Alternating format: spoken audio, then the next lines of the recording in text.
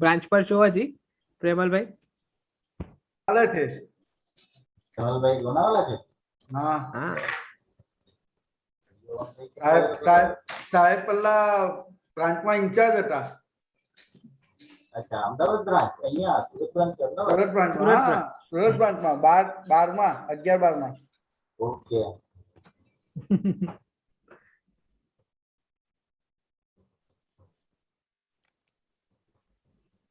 બારમાં વિજય સર જગાણી ત્યારે હતા ને? જાગાણી. હતા ને ચેરમેન તો શું સર, પછી એ આવ્યા આપણે પેલા શું નામ, જગાશેઠ. ના ના ના ના જગાશેઠ નહીં, પેલા એ ચૌધરી, પીસી ચૌધરી સાહેબ.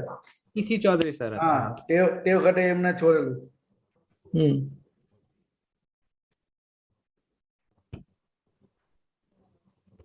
Okay, so we will start the session within 3 minutes.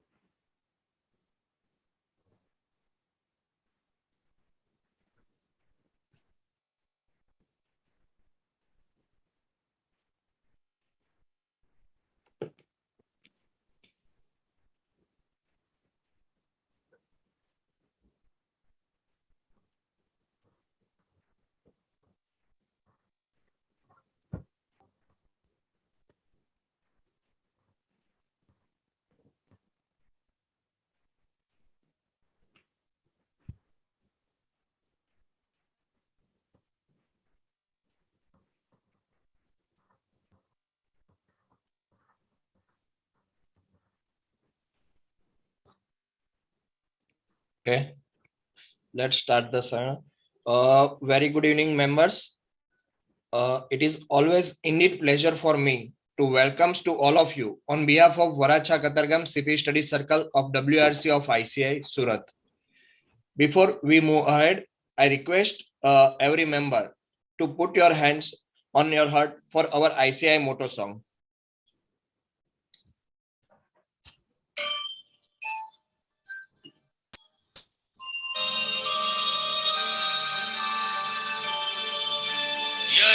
सुप्तेषु जागृति यैष सुप्तेषु जागृति कामं कामं कामं कामपुरुषो पुरुषो निर्विमाणः निर्विमाणः तदेव शुक्लं तद्ब्रह्मा तद्ब्रह्मा तदेवामृतमुच्यते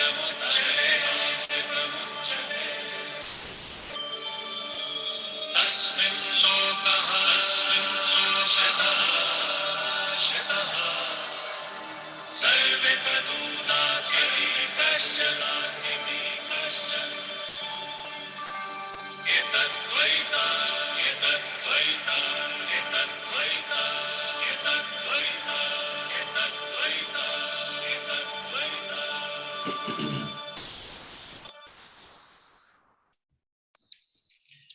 Thank you, members. Members, we are frequently arranging a seminar so that we can update ourselves. We able to know something new as the opportunity for us expand globally, and we need to update ourselves with each and everything happen in domestically as well as internationally. And for that, today we have arranging a seminar on a different topic, that is the future of US dollars and economics of war. Today we have a very eminent, dynamic and young energetic speaker, CA Ankit Shah from Ahmedabad, to guide on today's seminar. Sir, our study circle acknowledge your valuable virtual presence with us. Thank you. Now I request CA Arun Viradia, convener of our study circle, for welcome gathering. Over to Arun Bhai. Thank you, Prashant Bhai. First, I welcome Ankit sir for giving us their valuable time to our study circle and our members for today's seminar. I welcome all the members in today's seminar. In nowadays, in world's economy, the world's economy is very much volatile due to some unavoidable and some avoidable circumstances, which is clearly avoidable bit, but it's and in today's economy, USD is the part of a very important role in economy, and it's a part of this volatility. USD is also affecting the volatility of the market. Nowadays, USD is the currency which is very much inclusive to the economy, world's economy, compared to other currency. Other currency is also important, but USD is the role of USD in the economy is very much vast. Our role and our professional role, particularly our professional role and our profession, is directly related to economy, and so it's all important for all of us to all of us that what is the future of the economy based on this USD, and what is the future of USD. As we know, and we are very much aware that there is in market rumors that some RBI and world economy is transferred to digital currency and cryptocurrency, which is also affecting the economies. So this now cryptocurrency and digital currency is just a thought, but right now USD is the very important, and we have to think about the future of the same. For that purpose, Ankit sir has a very much deep knowledge of this topic, and he is sharing his knowledge and their thoughts with us for that. Thank you. Over to you, Prashant sir. Thank you, Arun Bhai. Now I request past convener CA Ketan Gadhia ji for a formal introduction of our today's speaker. Over to Ketan Bhai. Thank you, MOCCA Prashant Vekaria, our convener Arun Viradia. It gives me an immense pleasure to introduce our today's speaker, CA Ankit Shah, who is born at Chennai, educated and trained at Surat, and now currently practicing in Ahmedabad. Sir is specialized area in consulting in management, SOP designing, contract drafting, annual market plans, content copy strategy for brands, e-commerce, growth modeling, infrastructure design, and curriculum in research and development. Sir is currently conducting national security research and sending policy recommendations to the relevant authorities from available mediums. Gujarat National Law University Center for Foreign Policy and Security Studies, Public Platforms, and ICI's Committee on Economic and Commercial Laws and Economic Advisory. Curriculum in Research and Development Framework for the University of Tampa, Florida, and Assessment for the University of Cambridge. Sir is also currently working with curriculum peer review for the consortium of US universities. Sir is also serving as ICI as the National Faculty of DISA and CPE conferences. Serving as an advisory board member for Gujarat National University Legal Incubation Council for guiding and mentoring the startups. Judge national business plan for GLIC and for further government funding approval for winning business proposals. Sir also won the national award as upcoming young talent in academic research and development.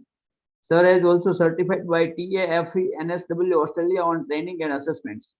Registered with Australian Skill Qualification or Authority as a leadership and management, business and accountancy subject matter expert. Sir has also served as editor of 2 national level magazines. Sir is also working with Torrent Group Corporate Insider Training, SAST filings, internal audit, renewable project team, treasury and consolidations of financial statements. Sir is currently working with IIM Ahmedabad as one of the youngest academic associate in finance and accountancy area of research and associate for MBA curriculum.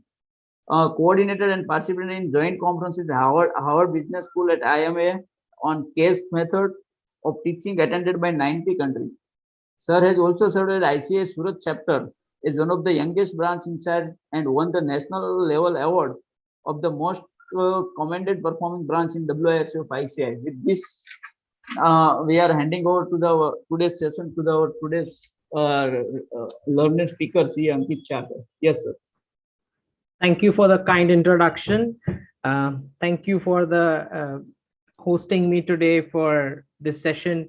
Varasha Katargam CPA Study Circle Committee members and the members who are present tonight for hearing me today evening. So before we jump onto the topic, let's just have some housekeeping rules here. If you have any questions, we can take it in the middle when the discussion is on.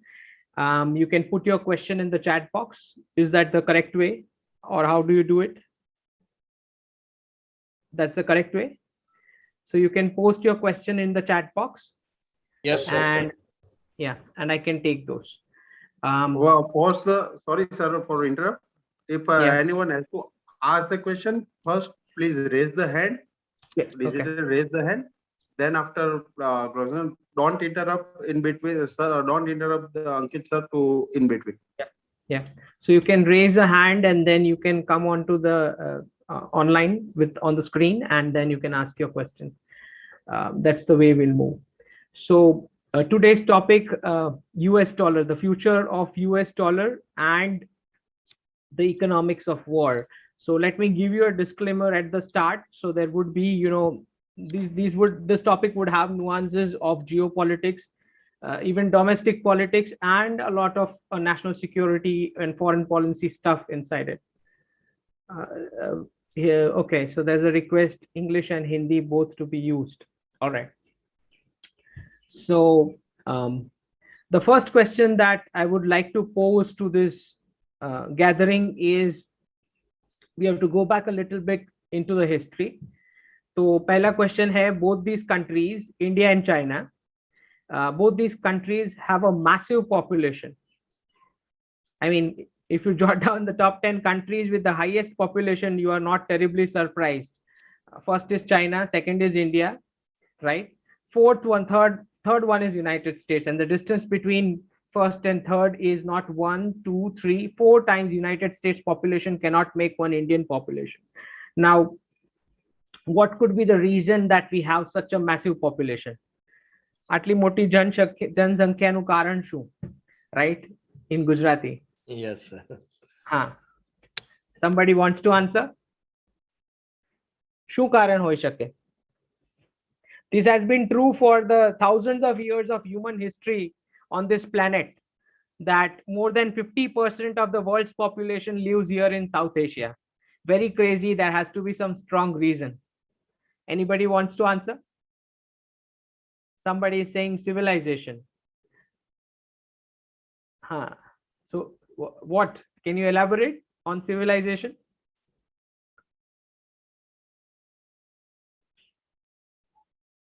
શું કારણ હોઈ શકે આટલી મોટી જનસંખ્યાનું? 4 times United States population cannot make one Indian population. And this has been true for thousands of years of human history. Holiness. Okay, so civilization, holiness, some kind of cultural set of rules is what you are trying to say. Culture, yeah. What else? What could be the main reason? Why do we have such a massive population? System. What system was there for thousands of years that we have this population? And population has, by the way, a lot to do with economics. So we'll come to that. Kingdoms and all. What are the reasons? Okay.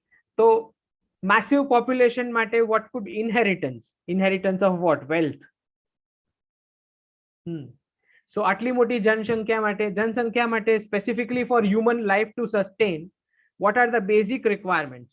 Basic requirements શું હોય human life ની? Not audible. રોટી કપડા મકાન. રોટી કપડા મકાન. More basic than that. It is water. It is a fresh water resource. So the answer goes back to geography. It is about that Tibetan plateau that is called the rooftop of the world. That is the largest source of fresh water anywhere on this planet. And from that Tibetan plateau runs down all the major rivers of these two countries. The Gangetic Plain for India and the Indus River where the civilization grew, and the Yangtze River for China. It is because of this massive freshwater rivers that this massive population could be sustained. I mean, those people of Ahmedabad know that if Narmada water was not added to Sabarmati, the city was totally gone. It was a gone case, right? So fresh water is a basic minimum requirement for not just, I'm not just talking about the human life, it is also about the yeah, you can mute it. That's fine. So that's a basic requirement for human life, that is fresh water. And that's not just about drinking water that we are talking about. We are talking about electricity generation and a promising security of water availability also for the industry. And only when there will be industry, there will be employment, right? So you understand that the freshwater rivers is a basic sustenance need. So this Tibetan plateau, which is the, now you know that Tibet upar kem kabjo thayo che. Now you understand why. So this particular Tibetan plateau is the massive source of freshwater rivers anywhere on this place. It's called the rooftop of the world. So that is the reason that this massive amount of population could be sustained where civilization grew, right? Culture, civilization, that all comes later. There has to be a freshwater resource. Now, the second question is, both these countries, India and China, they were very rich countries. In fact, for 1700 years, I mean, if you're talking about from year 1 AD till 2000, right? From there till 1700 AD, right? That is 1700 years is 85% of recorded human history that we have, the last recorded human history. That is 85% of that history. India and China produced more than 50% of the world GDP jointly. That's how rich these two countries were, right? So the question is how these two countries were so rich. That is the second question. So જે પણ ઉલટું સુલટું થયું છે તે last 300 years માં થયું છે.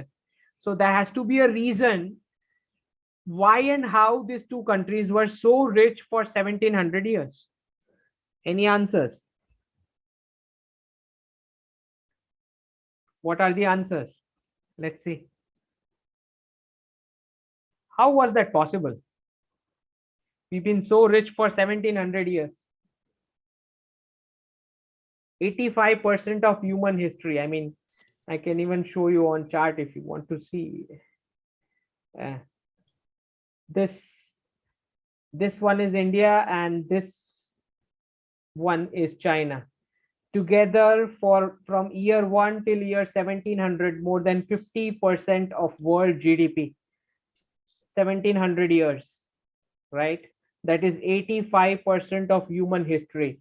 That's how rich these two countries were. So what was the reason we were so rich? That is my question. So I will chat box. Natural resources. What kind of natural resources?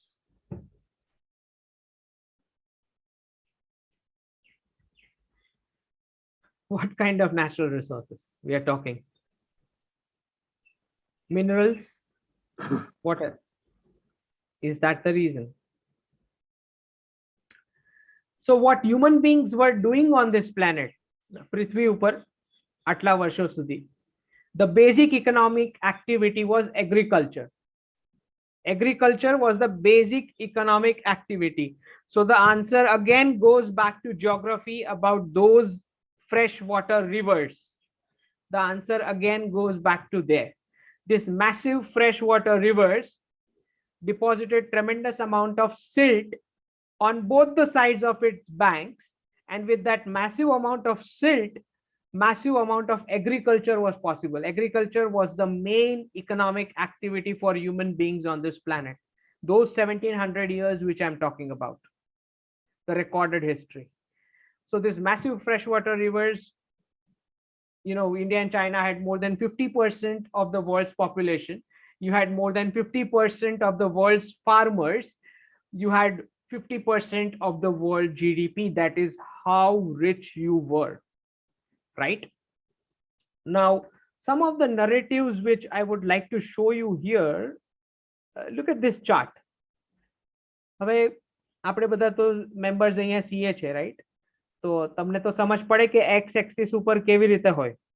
Can you see year 1 to 1000, 1000 to 1500, 1500 to 1600, 1600 to 1700, 1700 to 1820. તો આ રીતે information વોરફેરમાં narrative build થાય કે તમારું 85% જે વર્લ્ડની history છે એને આ રીતે ગ્રાફમાં દબાવી દેવામાં આવે અને જ્યાંથી તમારું ગાડું ચાલુ થાય એ પોર્શનને મેક્સિમાઇઝ કરવામાં આવે, right? These are the kind of charts which the Western media and experts produce, right? You understand from year 1 to 1700 is 85% of human history. But still the x-axis works like this, and a secular x-axis kevai, right? So this is a kind of narrative. Now, you need to understand that this is how we were producing more than 50% of the world GDP. Then what suddenly happened? How did we become poor? We need to know that. Let's see the answers in the chat box. Why these two countries became poor? What is the reason? Both the countries became poor. It's not just one. What is the reason? Answer in the chat box. Economic exploitation by Europe, European colonizers, right? Okay, that is one of the reasons.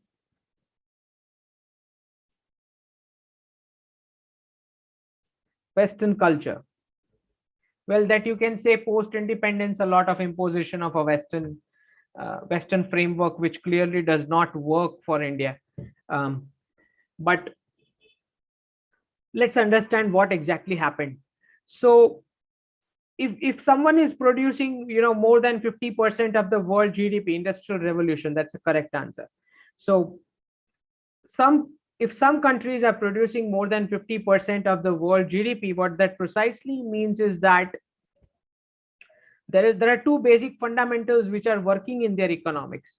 One is domestic consumption, and second is exports.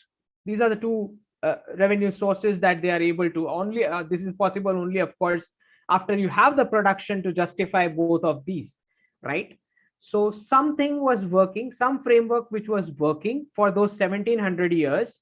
I'm talking about the setup or the formula or the format with which your economy was working. That includes one primary component which is called education, which was working very well. And then what suddenly happened? So industrial revolution came, and that came to Europe. Now we do have, several, you'll find experts talking about different kind of things. And if I'm supposed to quote one of the books which you all should read, I would suggest you to read this particular book. It is, the title of the book is Indian Summer, The Secret History of the End of an Empire. This is the title of the book. And this is a British historian, Swan, who's written it. And I'll quote the first paragraph from the first chapter, which is written by the author, and it goes something like this. In the beginning, there were two nations. One was a vast, mighty, and magnificent empire, brilliantly organized and culturally unified, which dominated a massive swath of the earth. The other was an undeveloped, semi-feudal realm, riven by religious factionalism and barely able to feed its illiterate, diseased, and stinking masses. The first nation was India, and the second was England, right? So the author is saying that the first one was India, and the diseased and illiterate one was England, right? And it's a British historian. I'm not bringing some Indian author or something like that. So you need to understand what has happened over here. Industrial revolution came, and that came to Europe. Now, a person sitting in a European, and there are, divergent views from experts who say that this industrial revolution was possible because of stolen Indian literature, intellectual property stuff, and of course the capital that we all know about that was stolen from here. Now, a person sitting in a European factory could produce 1,000 times more than an Indian and a Chinese worker. This is how their economy functioned. One unit of their economy. Look at the precipitous fall. India and China fell down from more than 50% of world GDP to less than 5%. Right? When one unit of your economy is able to produce 1,000 times more than an Indian and a Chinese worker, this is what would happen. Now the question is that you produce 1,000 times more than an Indian and a Chinese worker, but what next? If you want to produce 1,000 times more, you need resources. So Europeans devised a strategy. They conquered the important islands, important port cities, the entry and exit points of the waters of both these countries, India and China. They slowly subdued India and China. And સૌથી પહેલા Britisher સુરતમાં જ આવ્યા છે. So let me just, because this is a Surat audience, right? So you need to know this. So they devised a strategy. They conquered the important islands and the port cities, the entry and exit points of the waters of these two countries. They slowly subdued India and China. They got the raw materials from here, sourced it back over there, produced finished goods, and sold it back again over here and rest of the world.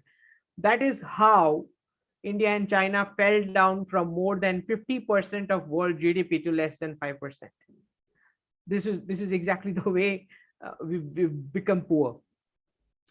Now we also need to understand some of the back-end formats which was working for us for 1700 years, where self-employment and entrepreneurship was our Indian format. Job is a foreign concept to India. I mean, it is as foreign as just 200 years, right? Because I talk about 3,000 years, so 200 years is just very latest for me. So what I'm saying is that job no je format che, it's a foreign concept for us. It's not an Indian concept. So entrepreneurship was something, and that too family-based entrepreneurship is how the ancient Indian economy was supposed to be operating, and that is how it was able to have that kind of, I mean, nobody would even tell 1,000 years back Indian farmer women were the richest business tycoons on this planet. Now nobody is going to bring that information outside, right? When we talk about women empowerment today and we compare that with 1,000 years back, you realize that the Indian farmer women were the richest business tycoons of those days on the planet, not just the country, right? So we have to understand that these concepts were not ours. The job concept job is a perpetual begging economy where you are dependent on someone for, and 10, 12 hours of control on you. And specifically the classroom education system was introduced by the Britishers. એનું બે કારણ હતું classroom education લાવવાનું. તમારા 20 વર્ષ એની અંદર 4 walls ની અંદર તમે બેસો, right? અને ત્યાંથી તમારું it's kind of I mean, I am not going to be very polite here. It's a kind of human trafficking of slaves for companies, something like that. એટલે તમારું 20 વર્ષ તમારા આમાં જાય એના પછી there is no space left. જેમ કે તમે સમજી શકો કે any kind of entrepreneurship will require a break even point, right? 4-5 વર્ષ તો તમારા break even માં જાય, any kind of a traditional business idea, right? So when that space is not left અને તમે 4 દિવાલની અંદર ક્લાસરૂમમાં બેઠા છો, this was brought upon by the Britishers on all colonies of the world, so that two of the objectives done over here, when it was when this was imposed on India, 85% was the literacy rate of Indians, highest anywhere in the world. That was our literacy rate. And when English language was imposed on us with this classroom format, we suddenly became illiterate on a single day, right? So you need to understand what has exactly happened over here, right? Now that the very base of your education system, where temple is not the word which I will use because it doesn't apply to Indian dharmas. So the mandir campuses were actually the university campuses, right? And from there we have come down to what has happened today, where there is a showcase small mandir in university campuses. So it's all gone for a toss. But what I want to bring out over here is that the classroom education system was primarily brought in so that nobody asks questions to the Britishers, because you are going to be dependent as a jobber, right? And nobody would think of independence and that kind of stuff. So basically it's a factory producing dependent people, converting entire society into jobbers, that kind of a thing, right? So the formula with which we were so rich was destroyed something in this way. Now what is going to happen next? That is my question. Let's see in the chat box. What is going to come next?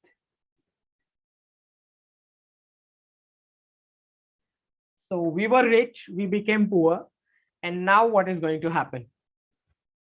Where are we heading? Any comments in the chat box? What is going to be the future?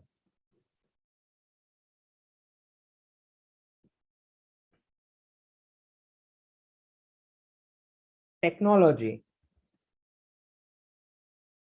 So that is the power of that one piece of technology which made Europe, Europe was able to build out of it, right? So with independence and globalization, the same piece of technology which was so important to Europe slowly started penetrating into Asia. Je technology એ લોકોને reach કર્યું, that started spreading the world over, right? Now an Indian and a Chinese worker about as much productive as a worker outside. So if you apply a basic logic, say each person in the whole world is equally productive, then obviously the country with the largest population becomes the richest economy. So India and China are back on track to become the largest economies of the world. But the problem is that it's the same problem which the Europeans face, that if you want to produce 1,000 times more, you need resources. So India and China right now at this point in time, following the same strategy which Europeans used so many years back. You cannot necessarily conquer these days. You will be surprised to know that the whole human history of this planet is just about one thing, and that is the Indian Ocean. It's Indian Ocean which is at the fulcrum of the entire world economy. 90% of the resources, the raw materials, the oil and gas flows from the Indian Ocean, right? It's the only peaceful ocean. It's the only ocean which is named after a country, right? You need to know this. It's the only ocean which is named after a country. Now, if you have to produce 1,000 times more, as I said, you cannot necessarily conquer these days. So what India and China are doing right now at this point in time, following the same strategy which Europeans used so many years back, they are encircling each other in the Indian Ocean, just as Europeans did to 2 centuries back, 3 centuries back. So you cannot necessarily conquer.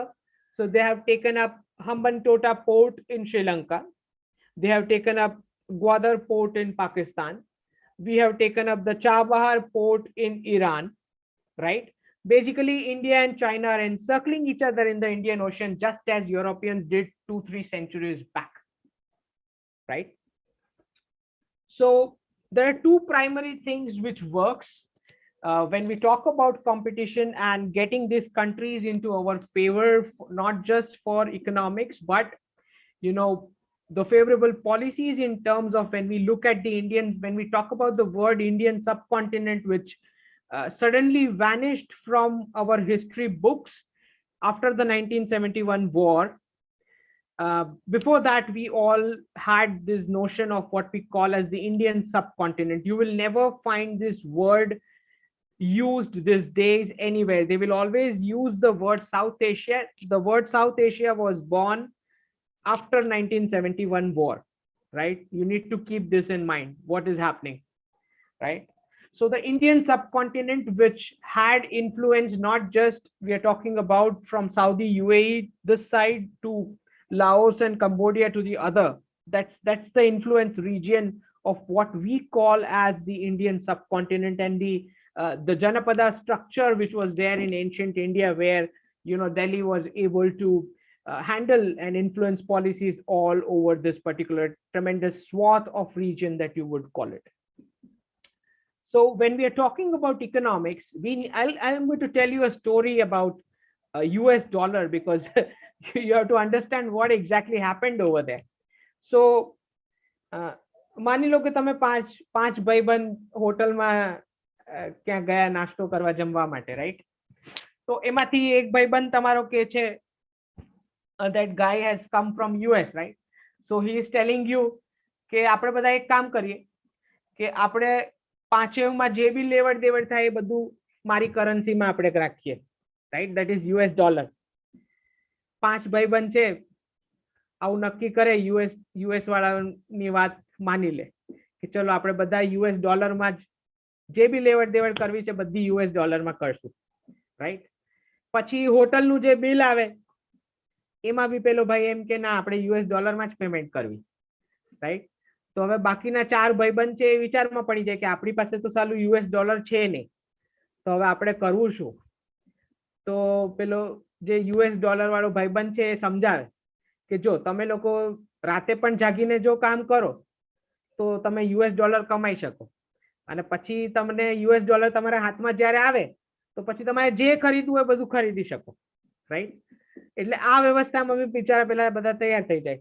અને this is called Bretton Woods Agreement of the 1970s, right? પેલા બિચારા બધા તૈયાર થઈ ગયા. હવે પાંચ ભાઈબંધમાંથી એવું બન્યું કે બે ભાઈબંધ થોડા ગરીબ હોય કે થોડા ફાઇનાન્શિયલી નોટ ગુડ, તો એ લોકોએ વિચાર્યું કે શાલું આપણે 24 કલાક કામ કરીએ છીએ તોય આપણે કંઈ ખરીદી કરવાનો મેળ પડતો નથી, હવે કરવું શું એમ? તો એમાંથી એક જણ એમ કે છે કે આપણે હું તો ભાઈ મને તો મારી જ કરન્સી ફાવે, રાઈટ?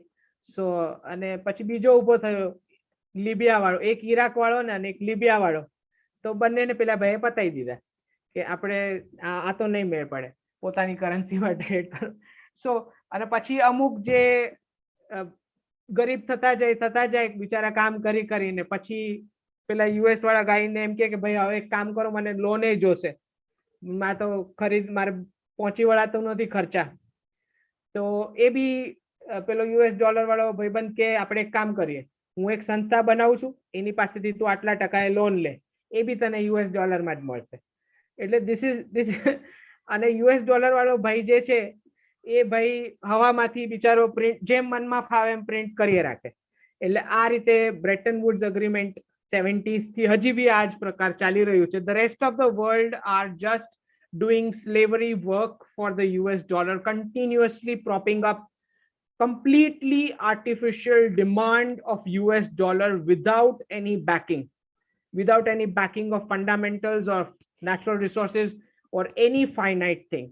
એટલે એ લોકો પ્રિન્ટ કરી રાખે હવામાંથી. It's actual worth is tissue paper, but it's a complete artificial demand where આખી દુનિયાએ કંઈ બી ટ્રેડ કરવું હોય તો પહેલા વર્ક કરીને પહેલા યુએસ ડોલર કમાવાનું, પછી જ કોઈ બી પ્રકારનું ટ્રેડ કરી શકે, right? So that is called the reserved currency status.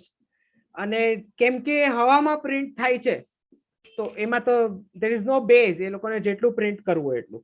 So what is the benefit that they have is કે આખી દુનિયાની જેટલી બી સેવિંગ્સ હોય એ લોકો યુએસ ટ્રેઝરીમાં અને યુએસ ડોલર્સમાં જમા કરે, કેમ કે આનો સ્ત્રોત કોઈ દિવસ પતવાનો જ નથી. It's getting printed out of thin air. એટલે એનાથી વધારે સિક્યોર્ડ તો શું હોઈ શકે? Something which is printed out of thin air, એનાથી સિક્યોર્ડ શું હોય, રાઈટ? તો રેસ્ટ ઓફ ધ વર્લ્ડનું સેવિંગ્સ પણ એમાં જ ડાયવર્ટ થાય. So these are the kind of benefits which US dollar derives from being the reserved currency status of the world. તો બે ભાઈબંધ બિચારા જે આડા ફાટ્યા હતા, લિબિયા અને ઈરાક, એ લોકોનું કામ તમામ થઈ ગયું, રાઈટ? હવે બાકીના ભાઈબંધે વિચારવાનું શું ચાલી રહ્યું છે. So one of the things is what I call it as, in my reading, the two buckets theory, where one set of countries are given US dollar and arms, and then there is a second set of countries who are being told that, see, this guy is your rogue neighbor, આ તને બહુ હેરાન કરે છે, right? તો આને આપણે sanction કરીએ. સો one thing is, so US dollar નો સૌથી બીજો બેનિફિટ આ કે તમારે મનમાં ફાવે તેને સેન્કશન કરી શકાય, રાઈટ? તો એક બકેટ કન્ટ્રીઝ છે જેને સેન્કશન કરવામાં આવે પેલા, અને બીજા પેલા હેલ્ધી ભાઈને એમ કહેવામાં આવે કે જો ભાઈ આને જો યુએસ ડોલરમાં આને સેન્કશન કરવું હોય, તને હેરાન કરે છે તો આને આપણે સેન્કશન કરીએ યુએસ ડોલરમાં, અને બીજા ભાઈએ યુએસ ડોલર ચાલુ જ રાખવા પડે. So the healthy set of countries always feel that the rogue nations need to be punished with sanctions, which is why the healthy countries have to continue with the US dollar. સમજ પડે? This is what I call as the buckets theory. This is two buckets theory. આમાં બંને બકેટ્સમાં ક્લેશ ચાલી રાખે તો જ US dollar can continue as the reserved currency status. And my reading is that if US dollar is not a reserved currency status, તો એ લોકો 3 ટંકનું જમી પણ ના શકે. That's how dumb this population is. So I mean, I'm talking about અમદાવાદના જોશો, હું FY ના સ્ટુડન્ટ્સ મોકલી આપું, FY કોલેજના સ્ટુડન્ટ્સ, તો આખું અમેરિકા લૂંટી લે. I mean, that's how dumb they are, right? So that's the kind of thing. So US dollar નું આવી રીતે ચાલે. Now there is also a concept called US deep state, જે અમુક લોકોને ખબર હશે. US deep state is like it's like a cartel which is a mix of energy companies, defense companies, IT companies, right, and pharma companies. So this set of companies decide what's going to be the policies of the United States. And this is pretty much possible because these companies, after all, fund the election campaigns of the politicians and things like that. અને એ લોકોનું જે military industrial complex જે કહેવાય, જે defence ઇન્ડસ્ટ્રીનું છે, what my reading is that કે એ લોકોનું જે ડિફેન્સ સેક્રેટરી, જે કરંટ આર્મી ચીફ હોય, જેમ કે અફઘાનિસ્તાન વોરનો તમે એક્ઝામ્પલ લઈ લો, તો એમાં નીચેની પદવીના જેટલા પણ લોકો હોય, they all feel કે નહીં, war is not a good thing to do and things like that, right? But as soon as someone becomes an army chief, my understanding is that ke je immediate retiring army chief hoy, that fellow gets posted, gets an offer in a defense company, right? And then this defense company is able to slip an offer to the current army chief કે તમારું retirement પછી અમે આવી જગ્યાએ તમારું posting કરશું, આ તમને આપશું. And suddenly you will see that someone who is coming from down to the forces in the hierarchy, જે વોર માટે કોઈ દિવસ તૈયાર જ નહોતો, એ આર્મી ચીફ બનીને વોર માટે એકદમ જ તૈયાર થઈ જાય. I'm talking about United States deep state. This is how the military industrial complex functions. જે કરંટ આર્મી ચીફ જે હોય એને ઓલરેડી એની પાસે ઓફર્સ હોય કે પોસ્ટ રિટાયરમેન્ટ એને શું મળવાનું છે, right? This is how the US deep state functions in terms of how to change the policies of the US government. This is what my reading is, and I believe કે જ્યારે બી even in India જ્યારે defence ક્ષેત્રમાં private sector આવશે અને આર્મીના લોકો retire થઈને એ કંપનીઝમાં job લેતા થશે, so then you forget the genuine kind of a democracy or government, that kind of thing, right?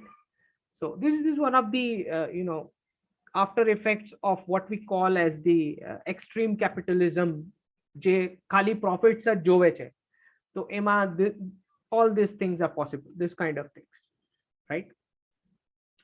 Now let me just share my screen. So we'll take this journey.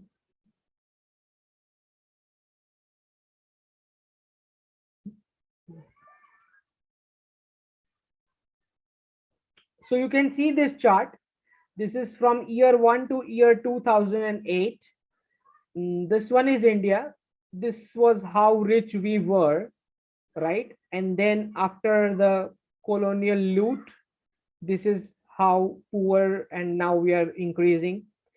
Same with China. This is how rich they were, and then they are again becoming rich.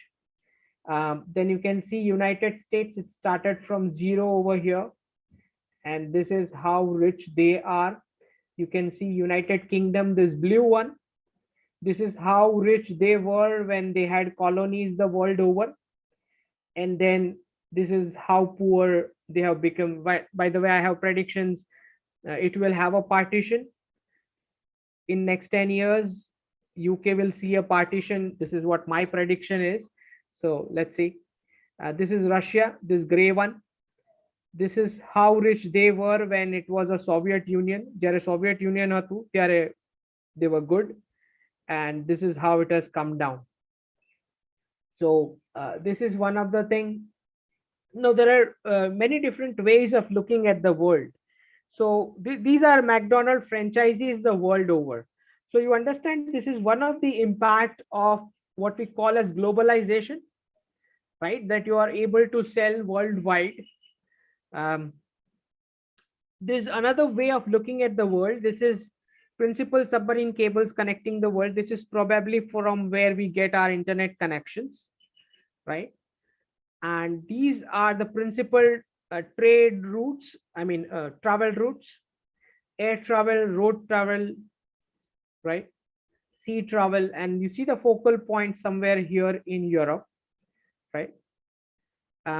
These are the US military presence the world over, 2015, right?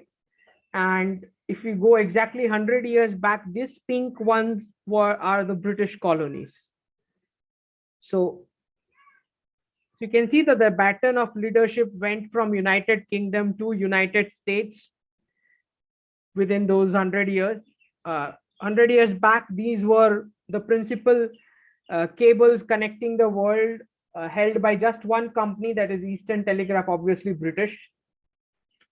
So one of the things that has happened is globalization, where we are talking about a kind of integration among the countries of the world. Well, obviously it's a lopsided integration because, as I explained you, that the US dollar has a dominance effect on all the other currencies of the world. But what this kind of integration bring, right? That's the question.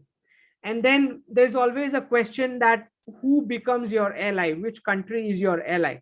Now, I always maintain that those countries which are your principal trading partners are your biggest ally. ठीक है, बाकी सबके साथ आपका खाली photo session चल रहा है. But those countries with whom you are trading are your real allies. So from that, my reading is that there is one client. जोरे उसको फोटोग्राफ भेजा Who's और वो this? किधर रखा पेपर? मुकेश पास अच्छा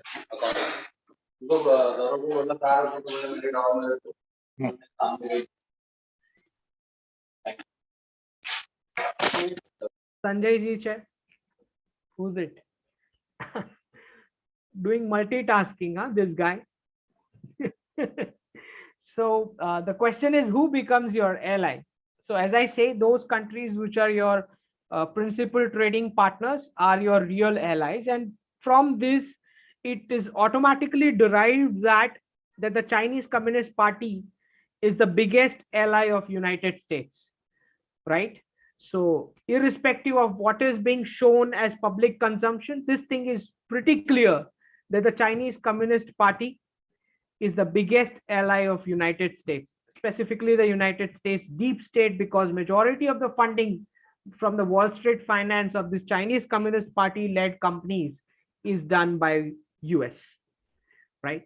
And when I see calls in India where people say that boycott Chinese goods, I mean, you need to have some reality check over here, because our direct imports from China is 3%, 2.5% to 3% of their total exports. I mean, what are we even talking when we say that we want to ban the Chinese goods? It's just 2.5% to 3% of their total export basket, right? So if you really want to impact Chinese economy, you need to understand that every single thing that you are importing from the West has a Chinese material, Chinese assembly inside, right? So if you really want to impact China, then you have to stop imports from the West, not from China, right? So you need to understand that the Chinese Communist Party is the biggest ally of United States. So the alliance which has worked in the last 100 years, 150 years, I would say, is Pakistan Army, the Chinese Communist Party, the US deep state, and UK government. These are the real allies in this world. Okay, this is what my reading is compared to any other else. Because in the two buckets theory, you need to understand, if India-Pakistan problem is solved, right? And if the Israel, Saudi Arabia, UAE, and Iran problem is solved, right, then that two bucket theory falls flat. And if that two bucket theory does not work, then the US dollar will collapse. You have to understand this thing. So Pakistan Army and the Chinese Communist Party are nothing but the extensions of the United States deep state. It is as good as US, as good as that, right? And that's why you will always find that all the investments of the Pak Army guys and also of the Chinese Communist Party family members kept in the West. That investment is in the West, right? Their kids are in the West. The entire Chinese Communist Party was trained for this export trade in the West. वो वहीं से सीख के ये पूरा machine बना है, giant export machine, right? That China has become. Otherwise, the Chinese Communist Party would have collapsed in the 1980s itself, right? So you will never find any real anti-China action coming from United States ever. You will never find that, because it is as good as US. Now, from what I see, this current war, the Russia-Ukraine war, and is also the next prediction that I've made is, I mean, I'd already made this prediction in November. That was Taiwan, China, Israel, Iran, and India, POK. So these were some of these four wars I predicted in November 2021, because I read body movements and I clearly see what's happening. So one of the trouble that we are seeing here is that both this script, and people won't realize this because this would never come in public consumption, but the fact is that all these war scripts are written by the US deep state. And why these are written, let me explain again. We are coming back to the same two buckets theory. So you see it this way. There are three countries which challenge the US dollar at this point in time. One is India, second is Iran, and third one is Russia. These are the three countries which challenge the US dollar, the reserved currency status of the US dollar, right? Now, to keep the US dollar going, it is necessary that these buckets clash. So what they do is, Iran and Russia are kept under sanctions. Iran and Russia are kept under sanctions, saying that no, you are rogue countries, right? So both these countries became dependent on the Chinese Communist Party for whatever help that they need. And Chinese Communist Party is nothing but the US deep state itself. All right, this is what is going on. So the Ukraine-Russia script is completely written by the US deep state. ત્યાં એક building જેટલી building પડશે એટલા રીકન્સ્ટ્રક્શનના contract US deep state companies ને મળશે. Do you understand that? Right? So બધી building પાડવાની છે, અંદર કોઈ નહીં હોય એ બી પાડવાની છે. It will go on till then, right? So US deep state is basically, pocketing the US taxpayers' money via third country, which is a war-torn country.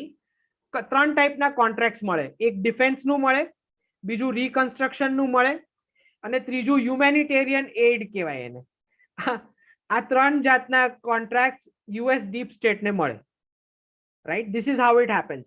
And તમને clear, you can clearly see the signals where Germany immediately bought some defense planes from this guy.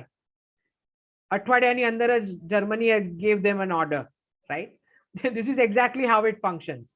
And once the Ukraine war gets over, એનું આખું reconstruction, humanitarian aid, એ બધા contracts US deep state ને મળશે, right? So all this script is basically written by the US deep state, because without this clash, the US dollar cannot continue as the reserve currency status, right?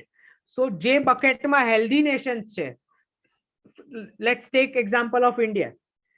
India is a healthy economic country, right?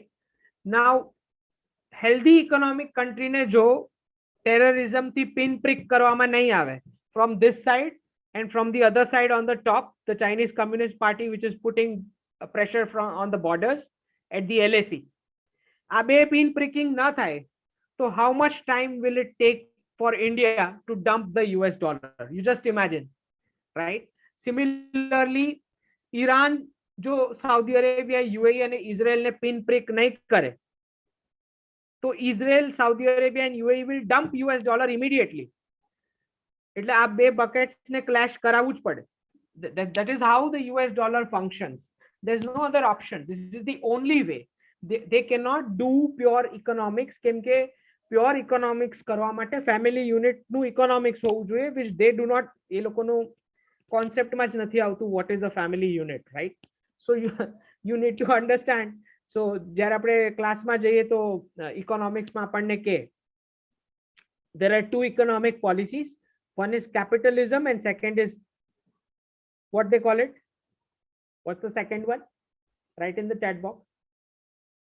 There are two economic theories: socialism, communism. Yeah. So capitalism માં આપણને એમ સમજાવે કે it is a free market economy. Free market economy, profit is the only objective. Government interfere nahi karu. That is free market economy. Now, if someone can explain me, if it is a pure free market economy, then why the US government takes care of the parents' cost? Aged parents જે retire થઈ ગયા હોય એ લોકોનું cost કેમ bear કરે? If it is a free market economy, why do you interfere in the familial matters? That is the question, right?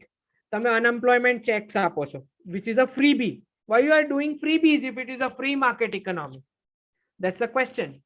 And the second one is this socialism, which they say everybody is equal, output should be equally distributed, જેમાં તમારે social welfare કરવાનું public નું, this and that. Tell me, if China is a socialist economy, one, why is it doing exports and earning out of it from the free market transactions? And second, why do Chinese Communist Party family members have private wealth? It is against socialism. Socialism no virodh છે private wealth thi.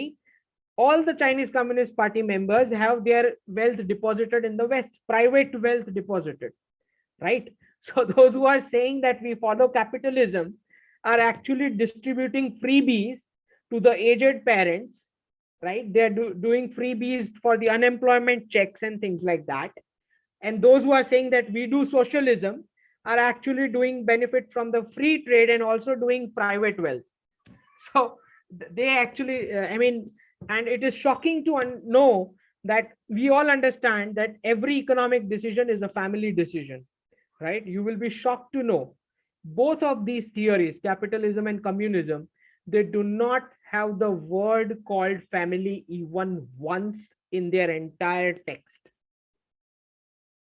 You'll see that, which is precisely why you will see that both these forces continuously, attack the family unit, be in the name of women empowerment, be in the name of, privacy, individualism, that kind of stuff, right?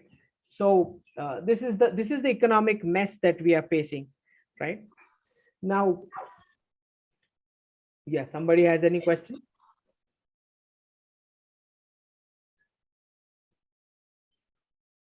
Now, the question is, how did China become one of the America's biggest bankers?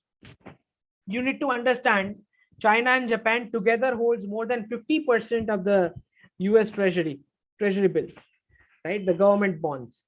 Now, what was the benefit for America in doing this, and what was the benefit for China? Now,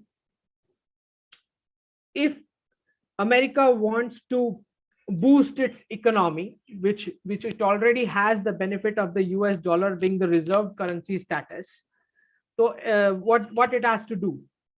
It has to give interest, I mean, low rate interest loans to its people so that they start business and do things, kind of, right? Low rate interest for the companies. And how will that happen? That will happen when the rest of the world invests in the US dollar, right? Jare akhi duniya nu savings US dollar ma ave, that is the point in time where America is able to give low rate interest loans to its own people and companies. This is the benefit which America derives. What is the benefit which China has in doing this? It gives China, first of all, massive employment, right? Massive employment, is able to export to the rest of the world. It's become a export giant that it has become because of the US funding. So these are the benefits between these two players, the Chinese Communist Party and the United States. Now, obviously, if you have debts, then these are the kind of cartoons which run in the diplomatic circles. So holding US debt gives a lot of political clout to China within United States. And China keeps on threatening that will remove the US dollar from the reserve currency status, which is a fake threat. It is completely a fake threat, because if US dollar is removed from the reserve currency status, then China won't be able to do these cheap exports the worldwide, right? So it's a fake threat. Now, what's the difference that this has made, this kind of a politics which United States led military industrial complex has done? The once unpredictable China now invests massively in the Middle East and African continent, from landmines to oil fields to ports and infrastructure. And something which is very interesting here, when you talk about the Belt and Road Initiative, the BRI, the debt traps that we all talk about. China બધા નાના countries ne loan આપીને એમને ફસાવે, right? And two of the countries which we recently rescued, Maldives and Sri Lanka, we are already seeing the kind of impact, right, on the Sri Lankan economy. You need to understand there are two peculiar stuff which happens here.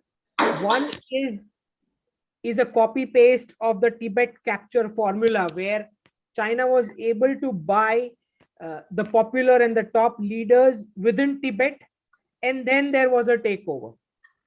So you need to understand it's a repeat of the Tibet formula, where the Chinese Communist Party buys the leaders, the political leaders, elected political leaders of the small nations, does MOUs with the party of those leaders, passes them election funds, and that is how buys the policies of these small countries and then traps them into debt.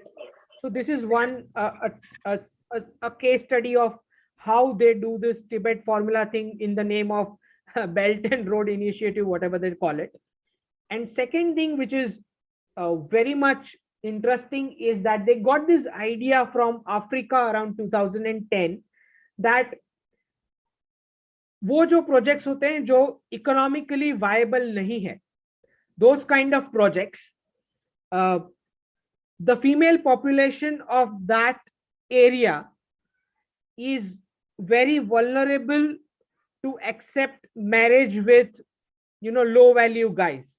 This is something they learned from Africa, right? So they realized that these kind of projects, like the Gwadar port of Pakistan, this was dumped by a Singaporean company before China took up that project. It was not economically feasible, right? So they understand, and China is facing this because of their single child policy, which they had. Around 2029, they are going to have some 40 million men without any woman to marry. I'm talking about 40 million marriage age men without any woman to marry around 2029. This is the impact of single child policy which China had. Now, Jinping has reversed this policy, but then it's too late. By 2029, the effects are going to start. So they realize that those areas where the projects are not financially viable in these poor and small countries, these women are vulnerable to marry Chinese men or whatever, you know, a little value men that they get offer from. So this is another reason why this Belt and Road Initiative, besides the land and the asset which China would be able to eat away once these loans are not being paid, this is another benefit that they are looking at, right? This is something which this won't come in public consumption, but this is something that they have learned in Africa around 2010, where they started marrying the African women. Now, you also need to understand that some of these countries where people have pride in their cultural and civilizational identity, these women are not going to marry Chinese men because the culture is totally different, right? So in those areas, the Chinese Communist Party started doing ideas like a free Chinese school, Mandarin language school, free Chinese restaurants, free Chinese newspaper, that kind of thing. And they believe that because these women from Pakistan, Nepal, they told them, we don't know your language, we don't know your food. I mean, how is it working? So the Chinese started this free restaurants, free school lectures. You'll find this Confucius Institute MOUs with the universities and that kind of stuff. So these are some of the things which are happening over here. And I will not be surprised if there comes a virus which kills only men.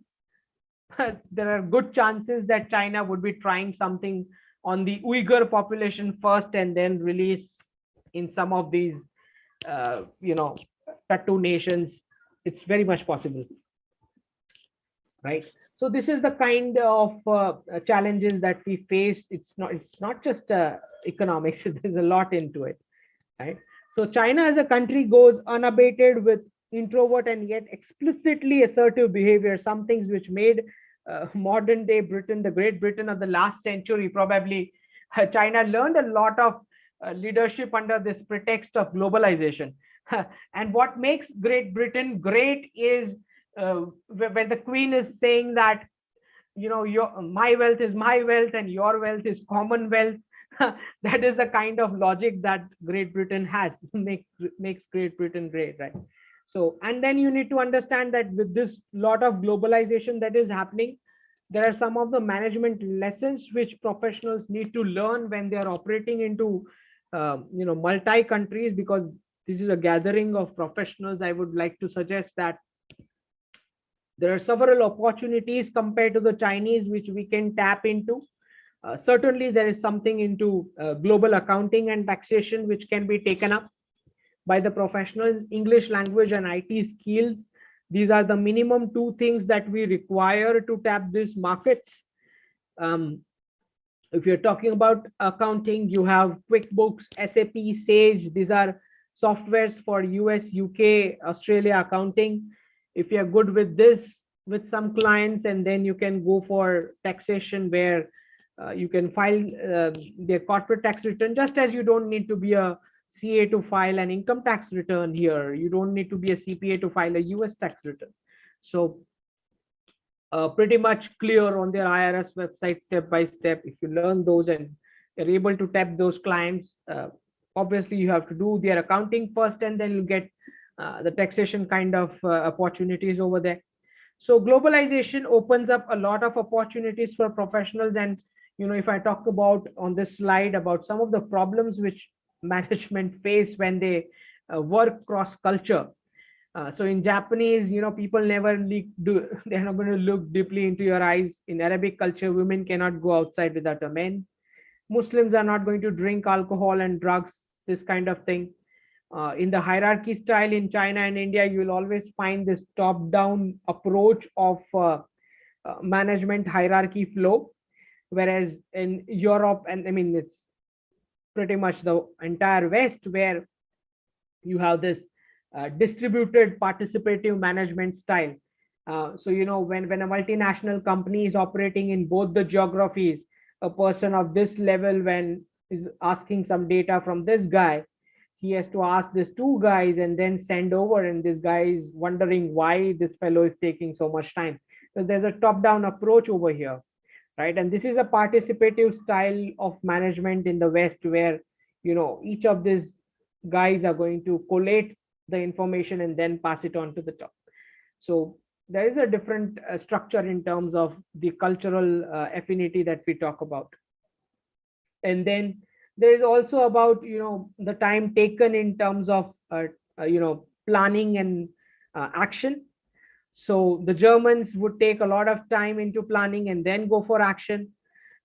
This is certainly United States. They want to directly strike into action first, and then they'll realize that there is some kind of a course correction, what we called as the hybrid agile waterfall model.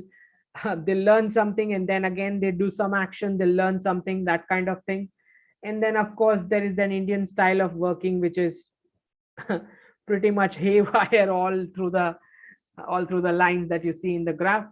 Then in terms of business deals, specific, there's a cultural behavior you will find where Germans like that you be on time. The French would like that you should be officially dressed.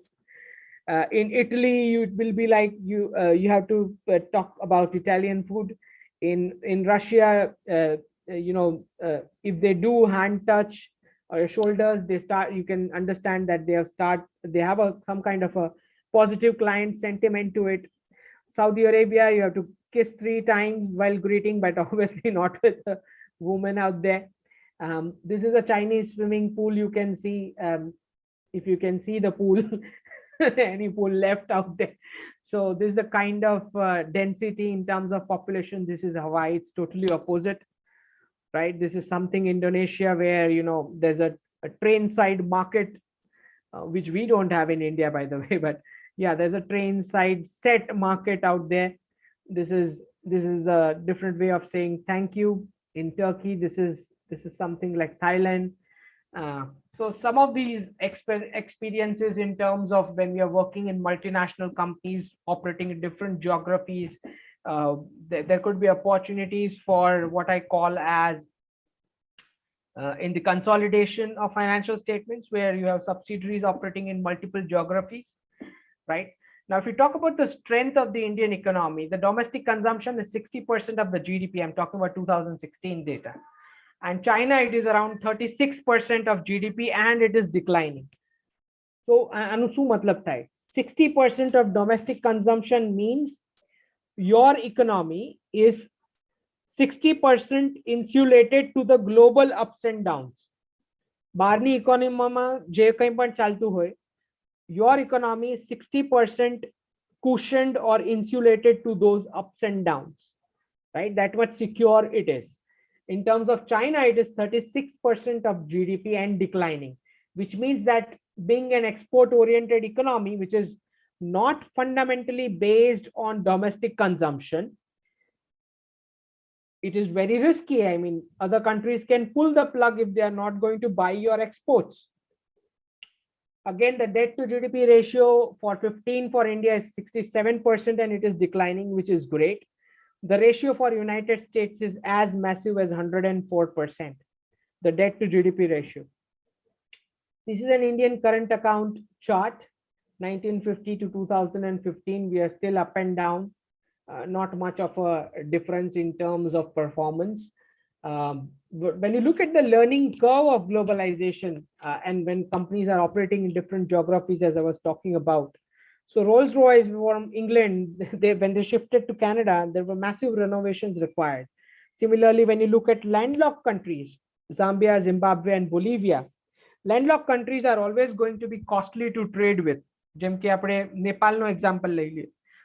They do not have an ocean, right? Countries who do not have an ocean and those which are landlocked, they are pretty much completely dependent on their neighbors for any kind of inflow and outflow of or trade with the entire world, right?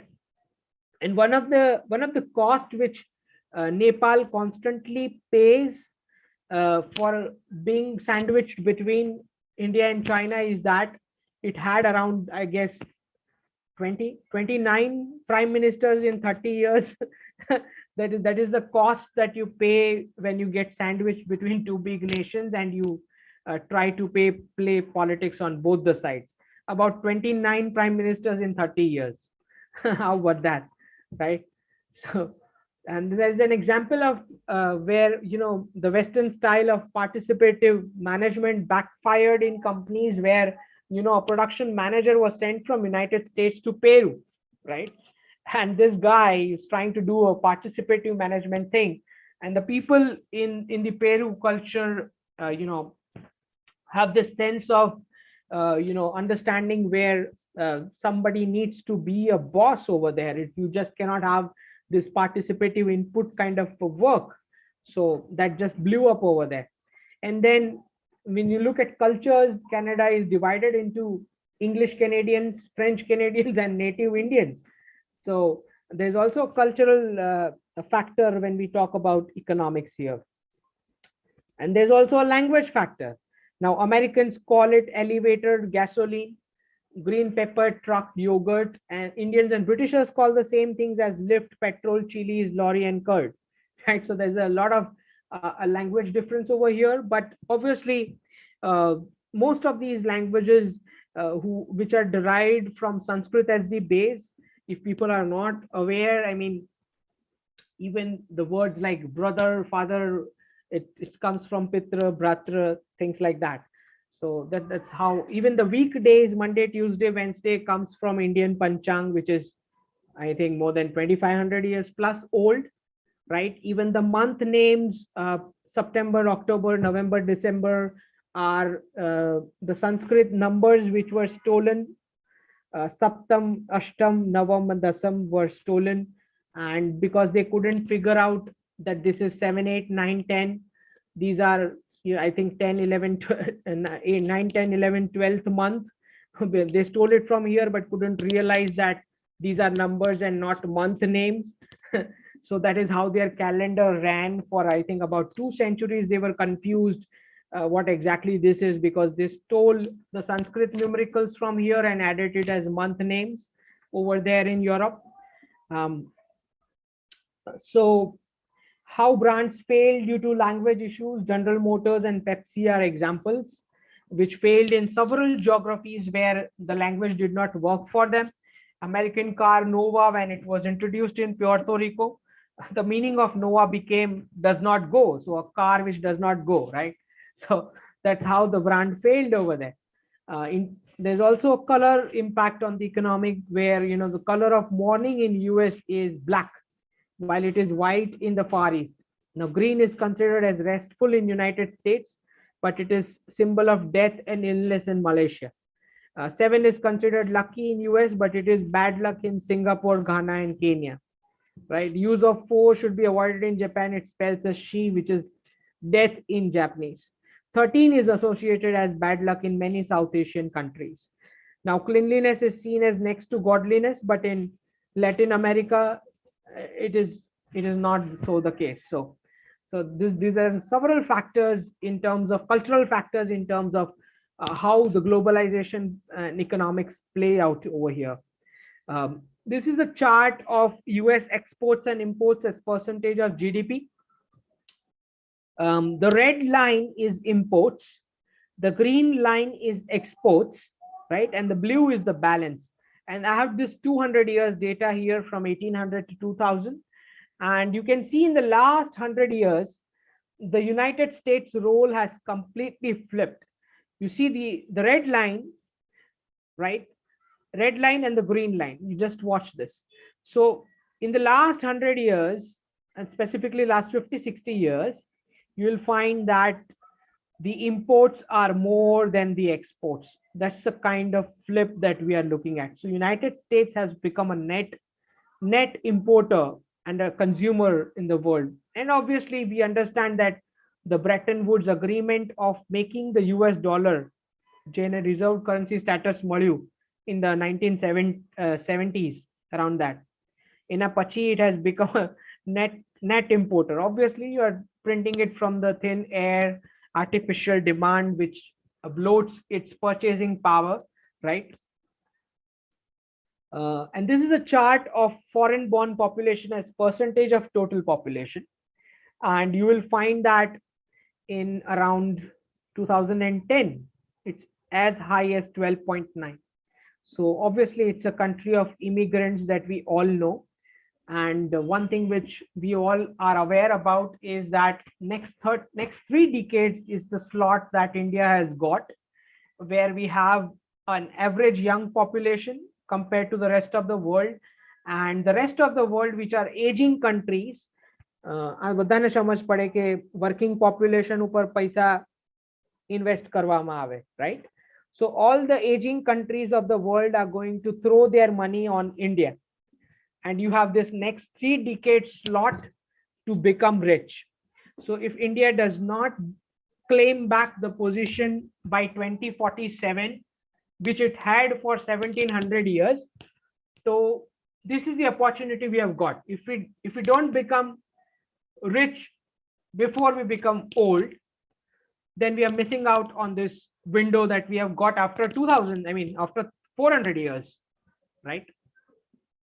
So we have to understand this. Now, it's a bit hazy. This is US current account balance, 100 years data.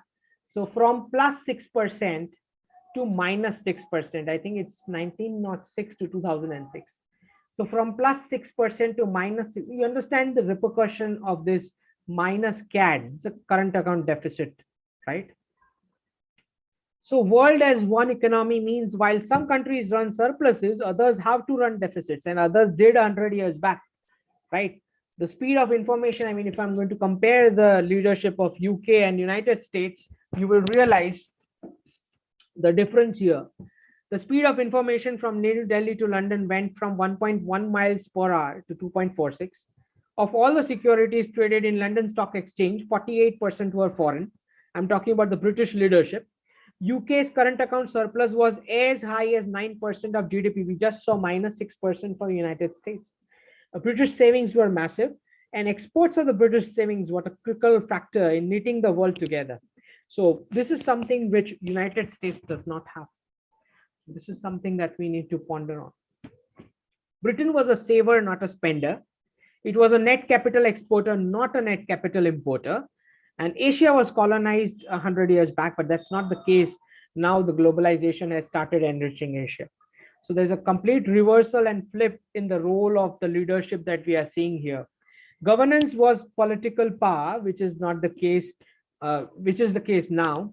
There were different institutional framework. There was no World Bank or WTO.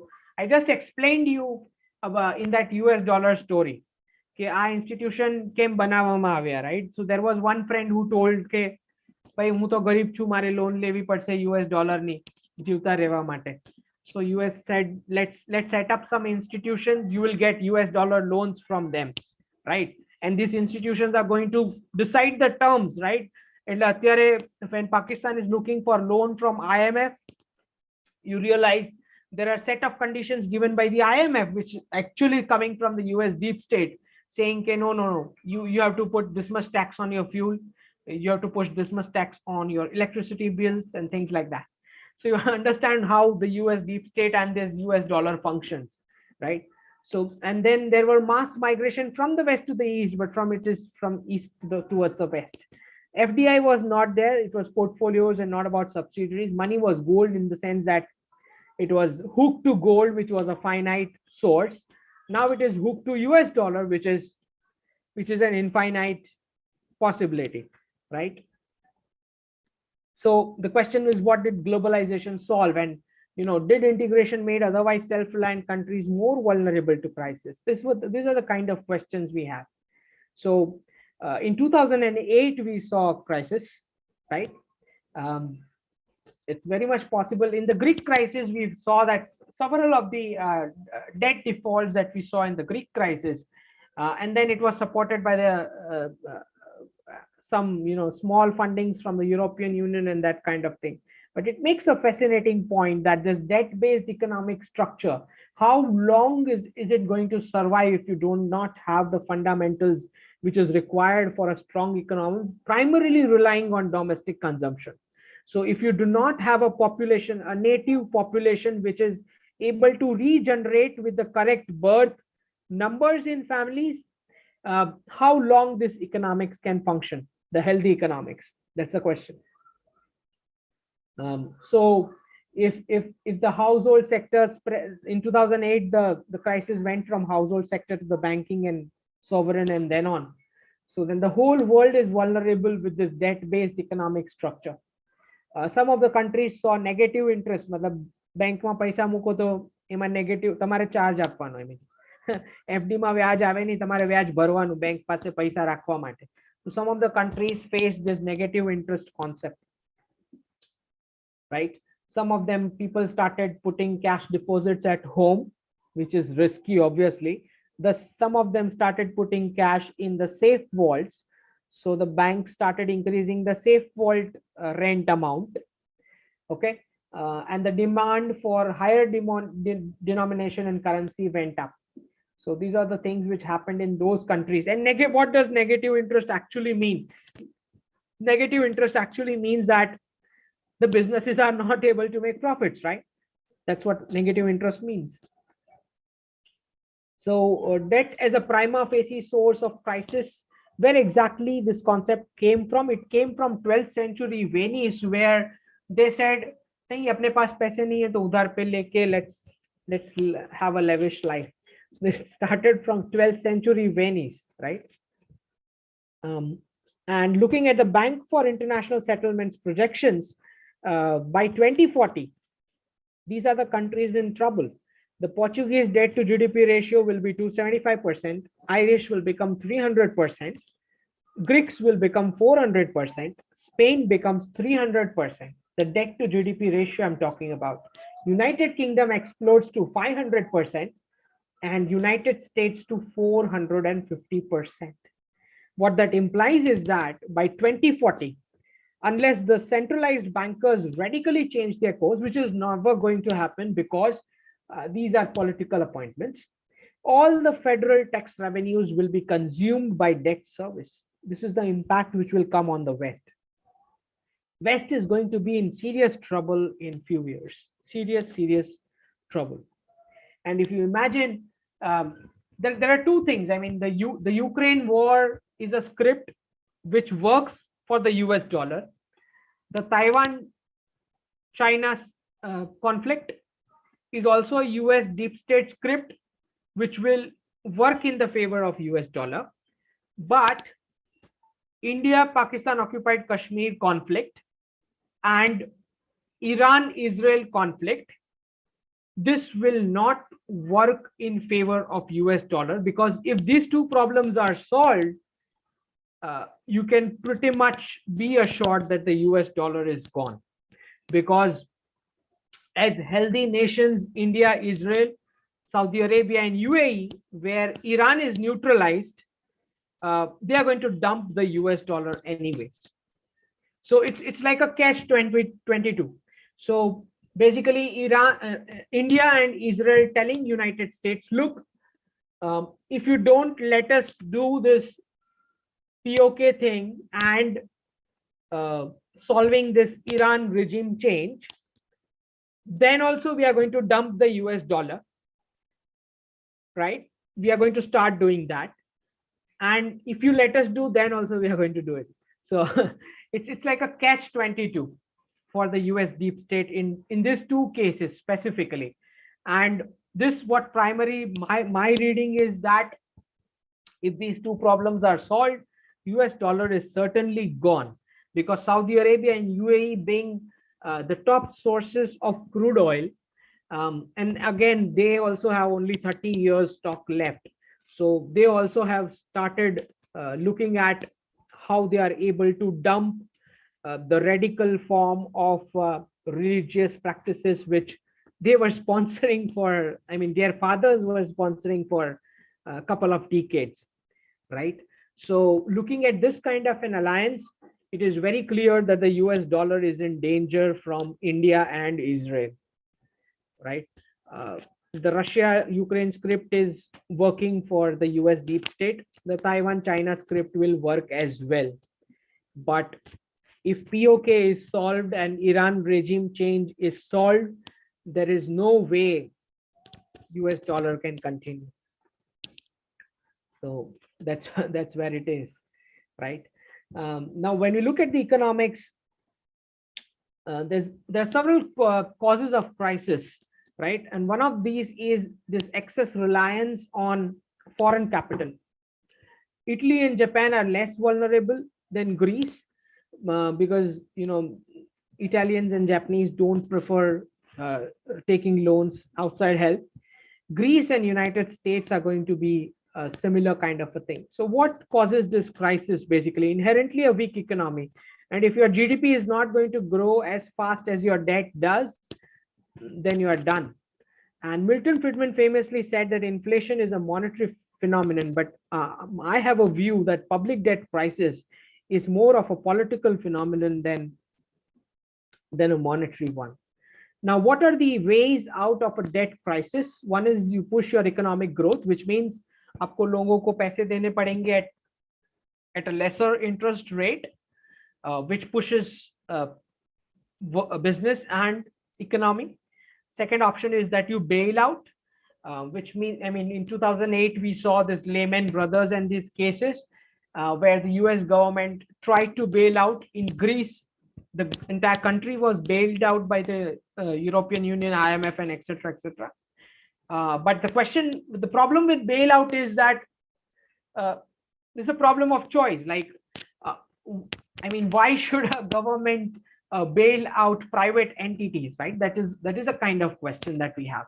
And if you're talking about bailing out countries, like, I mean, we did bail out Maldives from the Chinese debt by some support. And I certainly see there was a political backing to this, what I call as Maldives tourism. Tamne badane khabar hai Jashin? These days, couples are going to Maldives so much. I think you must be aware. So my reading is that it was this trend was politically motivated to see to it that Maldives gets some funds. So this popularity of Maldives was certainly a strategic move from the government to see to it that Maldives gets some support from Indian tourism. So, and that's, you'll see in the last couple of years this has happened. So yeah, you do bail out countries, and that is one of the way. Second is fiscal pain, where you increase taxes and cut public expenditure. You print money, which is printing more currency notes, but that is certainly going to inflate further the prices. And the last option is to default, कि हम चलो हम पैसे देंगे ही नहीं, right? Something like that. So there are different kind of words for it: repudiation, standstill, moratorium bolo, restructuring bolo, rescheduling. Basically, all that is that you're not able to pay, right? So, and cut, print, or default is basically what it boils down into. And who was able to do this? There's only one case which history provides, and that is Britain after 1815. And you need to understand that Britain was able to do it. It had several benefits. It had world's biggest empire to suck from. And what happens if you are not able to pay and default? The first would be geopolitical consequences of this crisis. What kind of crisis? What kind of compulsions? Countries are going to tell you, cut your defense spending. Countries are going to tell you, cut your government staff. Countries are going to tell you, cut your subsidies that you're giving to the people, to the poor people. So these are the kind of conditions which you would see. Then there are geopolitical consequences of depending on foreign loans. So Taleb has talked about a black swan theology, where he says that you believe that black swans do not exist, but they do. So in 1914, there was hegemony of Britain, escalation of rivalry between great powers, destabilization of alliance systems, and existence of a rogue regime sponsoring terror. So one of the primary causes of the 1914 crisis. And certainly the kind of inflation that we are seeing, United States, United Kingdom, it's moving towards a default in the United States. So let's see how Biden is going to take them out. Brexit is another example of anti-globalization, where, you know, some of the policies of European Union, the Britishers were not okay with: immigration, employment regulation, free trade agreements, and political ideologies. So this is where Britain had a feeling that it's not going to have that much voice, which the erstwhile Great Britain was able to exert the world over. So one of the reasons over there. And it does not have much of the leverage to negotiate a good deal. It's still happening. The Germans made the maximum benefit out of the European Union. So they are going to be damaged the most with this Brexit. Some of the possible threat to London, because it's understandable that the financial fulcrum of Europe will shift from London to Paris with Brexit. So that's another blow that UK will face. And US has certainly warned United Kingdom that if you are going to have a complete Brexit, in the sense that you cut off from everything with the European partners, then US will also cut off the benefits which are trickling down to the UK government. So from Spain in the 17th century, and then through the Turks in the 19th, the British in the 20th, if you're spending more on your debt than on your defense, then it's all over as a world power. And around 2029, China's GDP will match that of United States and start declining from there. As I explained you, 40 million men without any women to marry, which is also a cascading effect that you see of a 4-to-1 crisis, where you have 4 grandparents and 2 parents, and there's only one guy who's earning in the family. China is staring at this around 2029. So their economy will start collapsing from 2029. 4 grandparents, 2 parents, and 1 working guy who's not going to have a wife to marry. It's going to be a total chaos thing for the Chinese Communist Party. Let's see how they handle this without a virus. You never know, right? So by 2050, I mean, we'll be set up to rule for another at least half a century, what we were 1700 years, I mean 300 years back, right? So this is something which we can expect. Screen sharing has stopped. We'll take some questions if you wish. What is the time?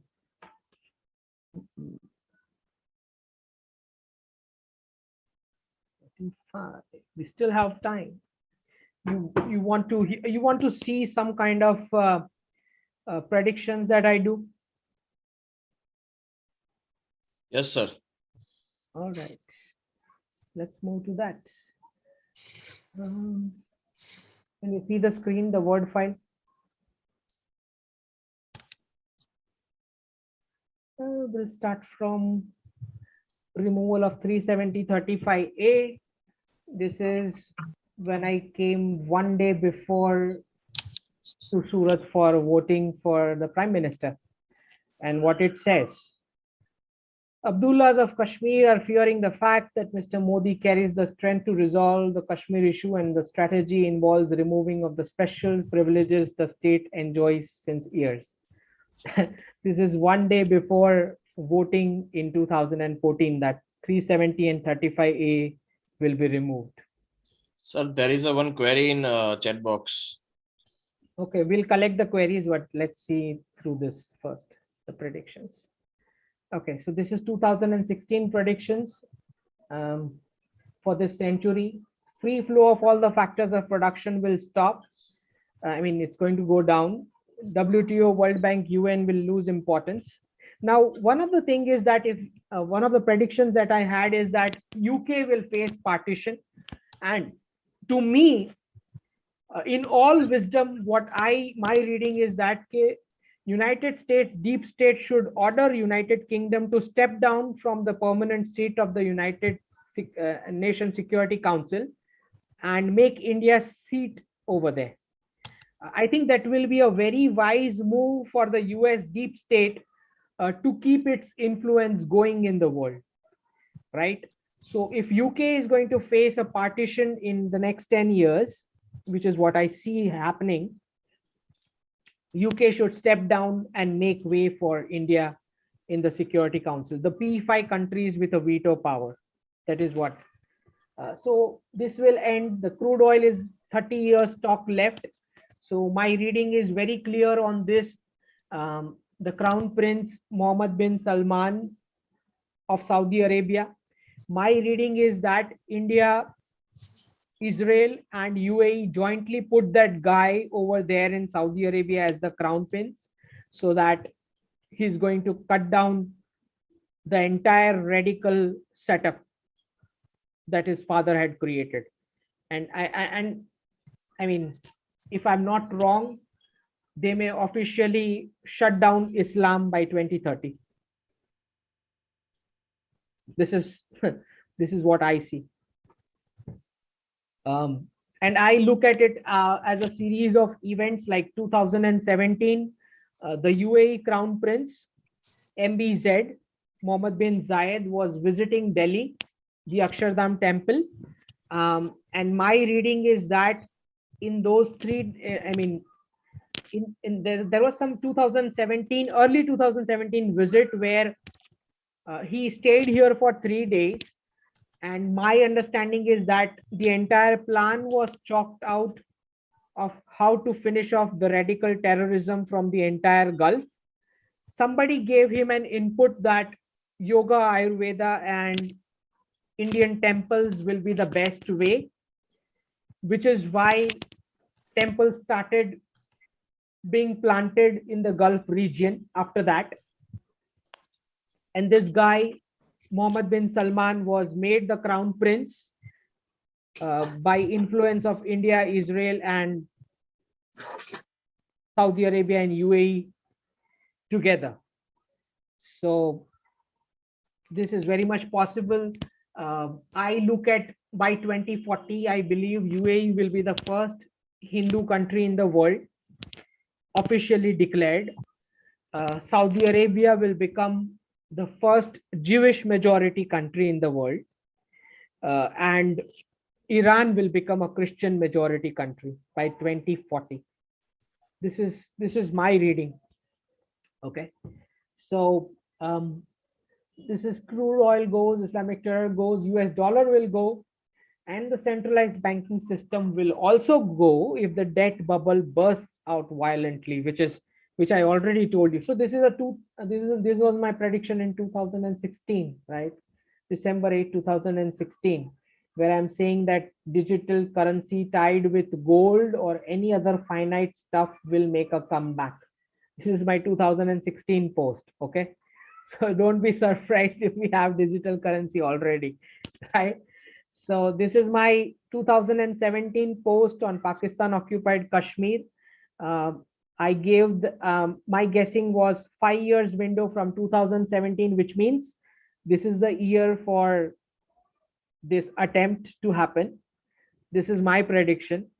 Okay, so let's see what happens. I'm not going to comment more. This was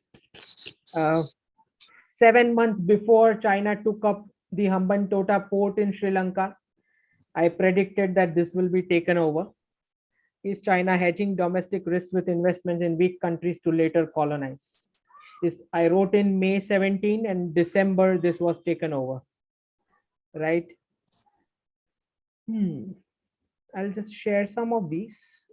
So this is about Doklam being wrapped up before the BRICS summit in September. So this was also predicted accurately. Okay. During Doklam itself, I had predicted that LAC standoff will happen. I mean, if Chinese troops withdraw without any deal, it's a real warning sign. So, all right, this was about Nepal, that it is bought with the Beijing's check diplomacy in during that stuff. But now we have our guy. We have shot down KP Oli. So we have got our guy Devba over there. So that we have a win over there over China. So this is 2017 prediction. India must prepare for 50 more Doklams until the real battlefield gets ready, which is the Indian Ocean. I already briefed you why Indian Ocean is so important, and that is going to be the real battlefield. Always it was the real battlefield. So it's not something anything new, right? This was prediction that Trump will scrap the Iran nuclear deal because Aramco in Saudi Arabia wanted a big bang IPO. So this Mohammed bin Salman being seated in exchange of this support over here, right?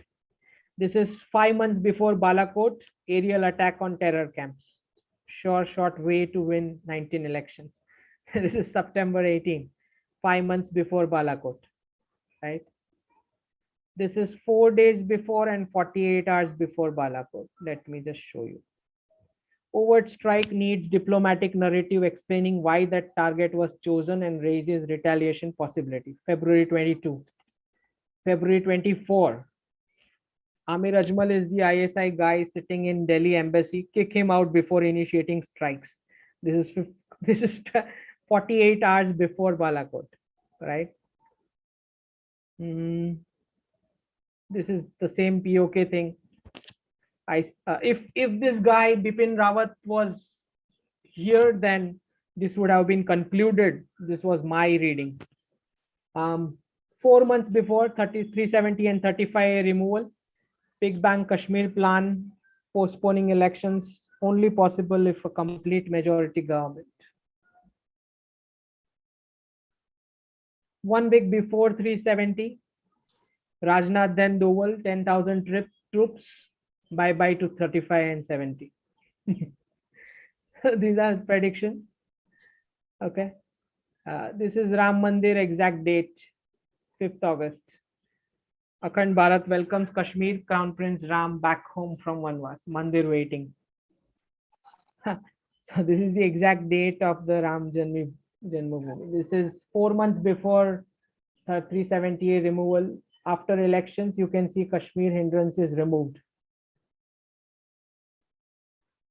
All right. So this is going to happen next.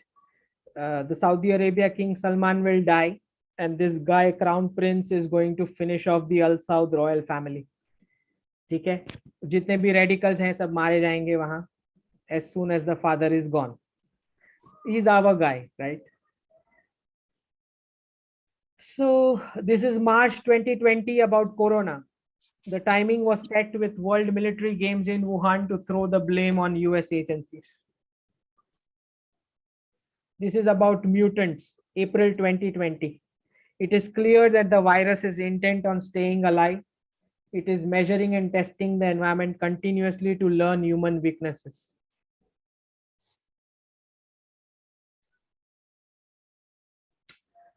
This is March 2020 about Corona. I mean, you can then go to my FB page and read as much as you want. Okay. UAE investments in Kashmir 2020. Right. National strategic assets need to have foreign investments. Bring anti-Pakistan nation in Jammu and Kashmir. Anti-China in Ladakh. So this is also implemented. We also have predicted. President rule is the first step in solving the Kashmir issue. This is also a prediction. came true. This is Prime Minister's Israel visit. I predicted the exact date 1 year before, right? This is Jammu and Kashmir, other things. This is about Chinese spy bots in Indian Ocean, which I sent this warning to the government 5 years back. So I'd written, I won't be surprised if Beijing starts building artificial islands in the region.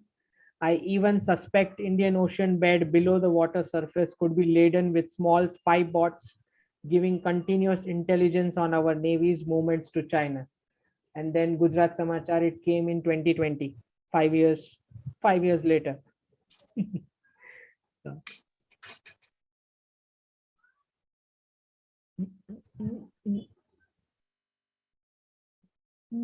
Let me show you some more.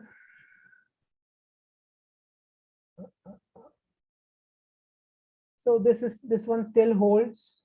If they want to go back to home, there is a need for military training. You're still seeing that people getting killed over there, right? There's no option to a civilian military training. If you want to go back, you need to have that. So this is my reading why China came knocking at LAC. So round one, there were talks about Afghanistan, US, Pakistan, Russia, and Taliban set to make a deal. India refused to join any talks which is not led by Afghan government. The deal was signed and broken. Round two, US invited India and Afghan government in talks in Doha. India got support on 370-35 removal in exchange. India sent low-level participant in Doha. Deal agreed upon again failed. Round three, US wants India to lead the peace talks of Afghan-Taliban deal. May 2020, Zalmay Khalilzad comes to discuss India's role. India demands POK attempt support in exchange. India will lead the talks only after having a working boundary with Afghanistan. That is, only after we get POK, we will do this. At the very same moment, China walks into Ladakh. So this is my reading that this is what India asked from US, that if you want a Taliban deal, we will lead it, but we want a direct boundary with Afghanistan, which means POK. This is exactly the time when China entered Ladakh.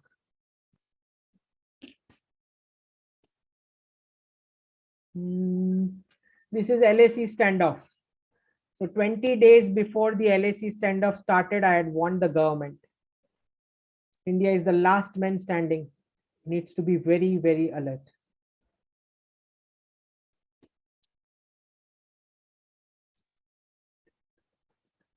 April 30, 2017, missile loaded drones, surgical strikes.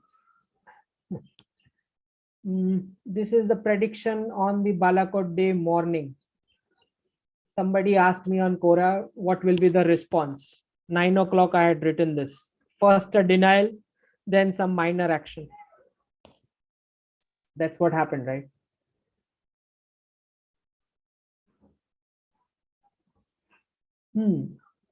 What steps India will take?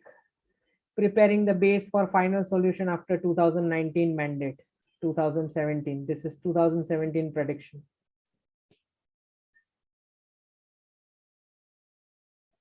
This PM wants to and will make a mark in Indian history. So these are the wickets we took.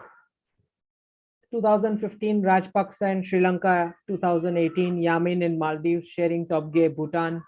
2020, Mahathir Mohamad and then KP Oli in Nepal. This many wickets we have taken already.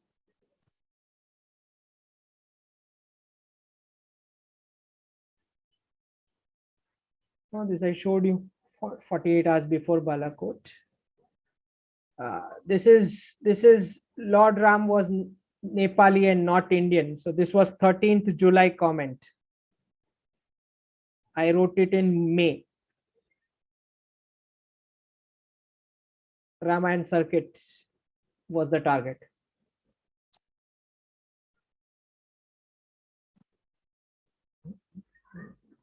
This is about Corona. So this is about, I have no doubt Saudi UAE will be the first countries to declare POK is Indian territory. Coming up, temples, yoga and Ayurveda in Gulf. This is August 2020, after which it started. So this is Trump scrapped nuclear deal for Big Bang IPO of Aramco. That's there.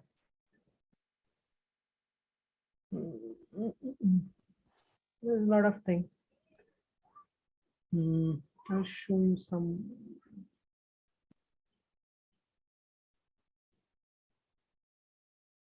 So this is, so end game Ghar Wapsi by 2027, when Saudi UAE will declare entire South Asia Muslims as Hindu converts.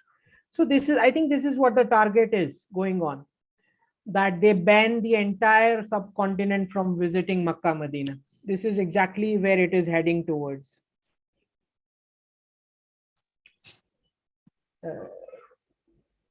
This is about Jack Ma prediction. Okay.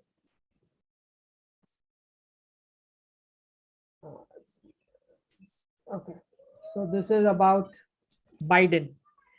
So 13th January, I predicted that was when the counting was going on. The first few months you will have stimulus, people will get jobs, everything looks great. Then all of a sudden gasoline prices shoot up, food prices shoot up, people will start defaulting, selling things they don't need, property prices would crash. So we have reached till here, food prices shoot up. This much prediction is done, right? I won't be surprised if a law is made making Capitol Hill incident as an excuse to curb civil rights. So that also they did. They passed a law on it.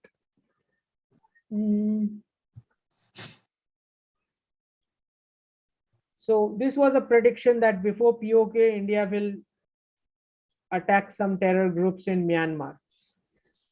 So this was, this China did not allow happening because they changed the government in Myanmar before this happened. This was my reading, right? So it's obvious, like two serious, economy serious countries, they do not war at the border when they have small nations which are available on rent, right? भाड़ा पर जगह મળે છે તો border पर શું કામ है? Something like that. That's how it goes, right?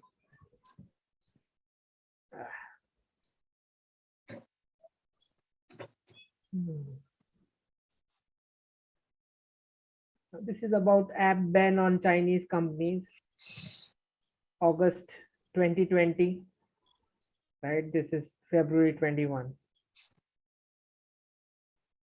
So there is a one member who raised his hand, Sandeep Maya. हाँ, मैं इसको जल्दी कंप्लीट करके फिर वो लेते हैं. Yeah. This is my December 8, 2020 comment. The government should move towards government has no business to do business, give freebies or jobs.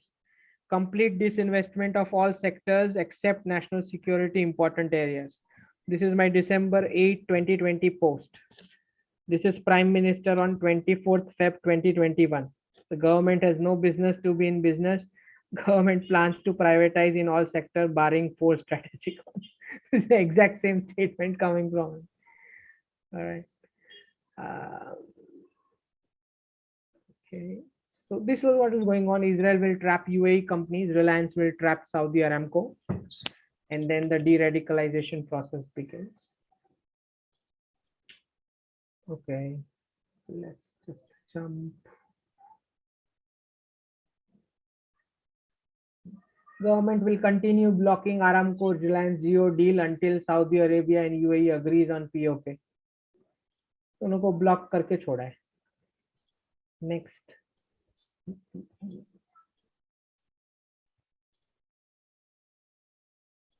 ये पूरा बाद में FB पे पढ़ सकते हो. I'll just. So this is US leaves Afghanistan last base 2nd July. My prediction on 28th. They will vacate next month.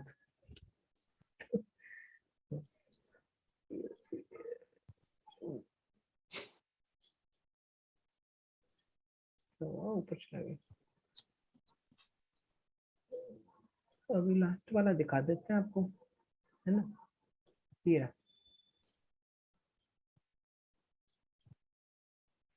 This is November 21 post. Plans ready. Who goes first and when is the waiting game? China, Taiwan, Russia, Ukraine, India, POK, Israel, Iran. Months to watch out for this year: February, July last week. I think August first week is good window for Taiwan. But let's see. September, November last week, and December.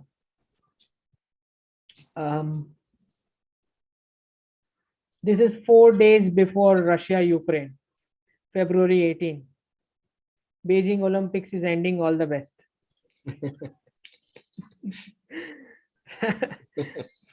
Right.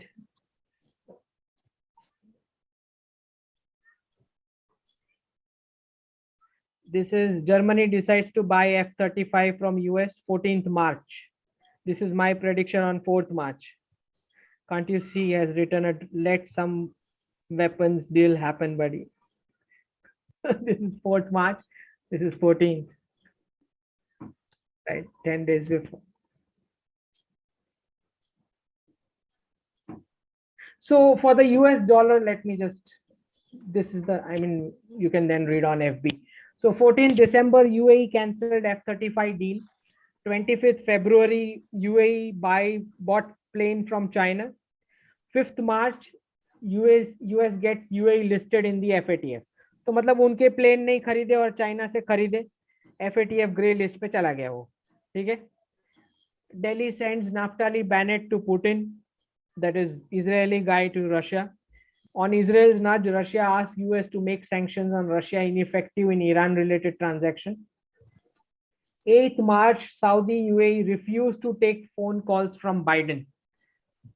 तो UAE को जो ये FATF में grey list करा, basically US deep state का plan एकदम बढ़िया से चल रहा था रशिया यूक्रेन में, पर उन्होंने गलती ये करी कि रशिया यूक्रेन का स्टार्ट हो उससे पहले उन्होंने ईरान से सैंक्शन लिफ्ट कर लेने के थे, तो वो गलती उनको बाद में समझ आई, तो इन्होंने क्या करा, उसको सुधारने के लिए यूएई को FATF ग्रे लिस्ट में डाल दिया। ईरान से सैंक्शन हटाने की जगह they put the pressure on UAE. Then what, because of this mistake, Saudi, UAE, India and Israel decided along with Russia that let's start killing the US dollar then, if this is how it's going to happen. So MBS in Saudi Arabia, out of these leaders, MBS is the most vulnerable, right, in Saudi. So there are chances that he would get killed. तो उसने एक ही दिन में 81 criminals को लटकाया, सबको message देने के लिए कि सब कंट्रोल में रहना in Saudi Arabia, right? India and China secretly agreed on lot many things, nothing being declared on purpose. And my understanding is that if Taiwan and POK is what is exchanged between the two, there are chances. And I'll show you one statement which Doval and Wang Yi gave, which clearly showed it. India asked Saudi Arabia to consider oil deal with China in yuan. India to consider Russian deals also in rupee, ruble and yuan, which is Chinese currency. Belarus Stock Exchange declares to trade in yuan. Saudi UAE declare Blinken will visit from US to say sorry. India finalizes rupee transactions with Myanmar and Iran. Russia gets guarantees from US to get sanctions on Iran transactions. Saudi UAE cancels Blinken's visit. तो पहले तो phone नहीं उठाया, फिर उसको sorry बोलने भी नहीं आने दिया. This is what Saudi and UAE has done, right? And then nervous Biden sent Boris Johnson to beg, but both MBS and MBZ refused to meet, right? And then on 20th March, UAE welcomed US arch enemy Bashar al-Assad. So basically, the thing is that India, Israel, Saudi and UAE, this alliance has made US a junior partner in the Middle East. कि हम जो decide करेंगे वही तुमने करना है, ठीक है? तो अगर ईरान regime change और POK नहीं करने दिया, तो we start killing the US dollar right now, right? This is what is going on, ठीक है? फिर ये है BJP will liberate POK this is a union minister who works at the Prime Minister's office on 21st March. उसी दिन क्या हुआ है? UAE Saudi led delegation in Kashmir to explore business opportunities. ठीक है, same day. 3rd January 21, my prediction. For achieving this target, India will invest in MBS crown princes. If possible, they will soon be allowed to open resorts and adventure sports in Kashmir. So this is 1 year before, right? So obviously these countries are going to come into POK with their investment. So one of the benefit is that Pakistan cannot attack Saudi UAE investments because Pakistan has loans from them.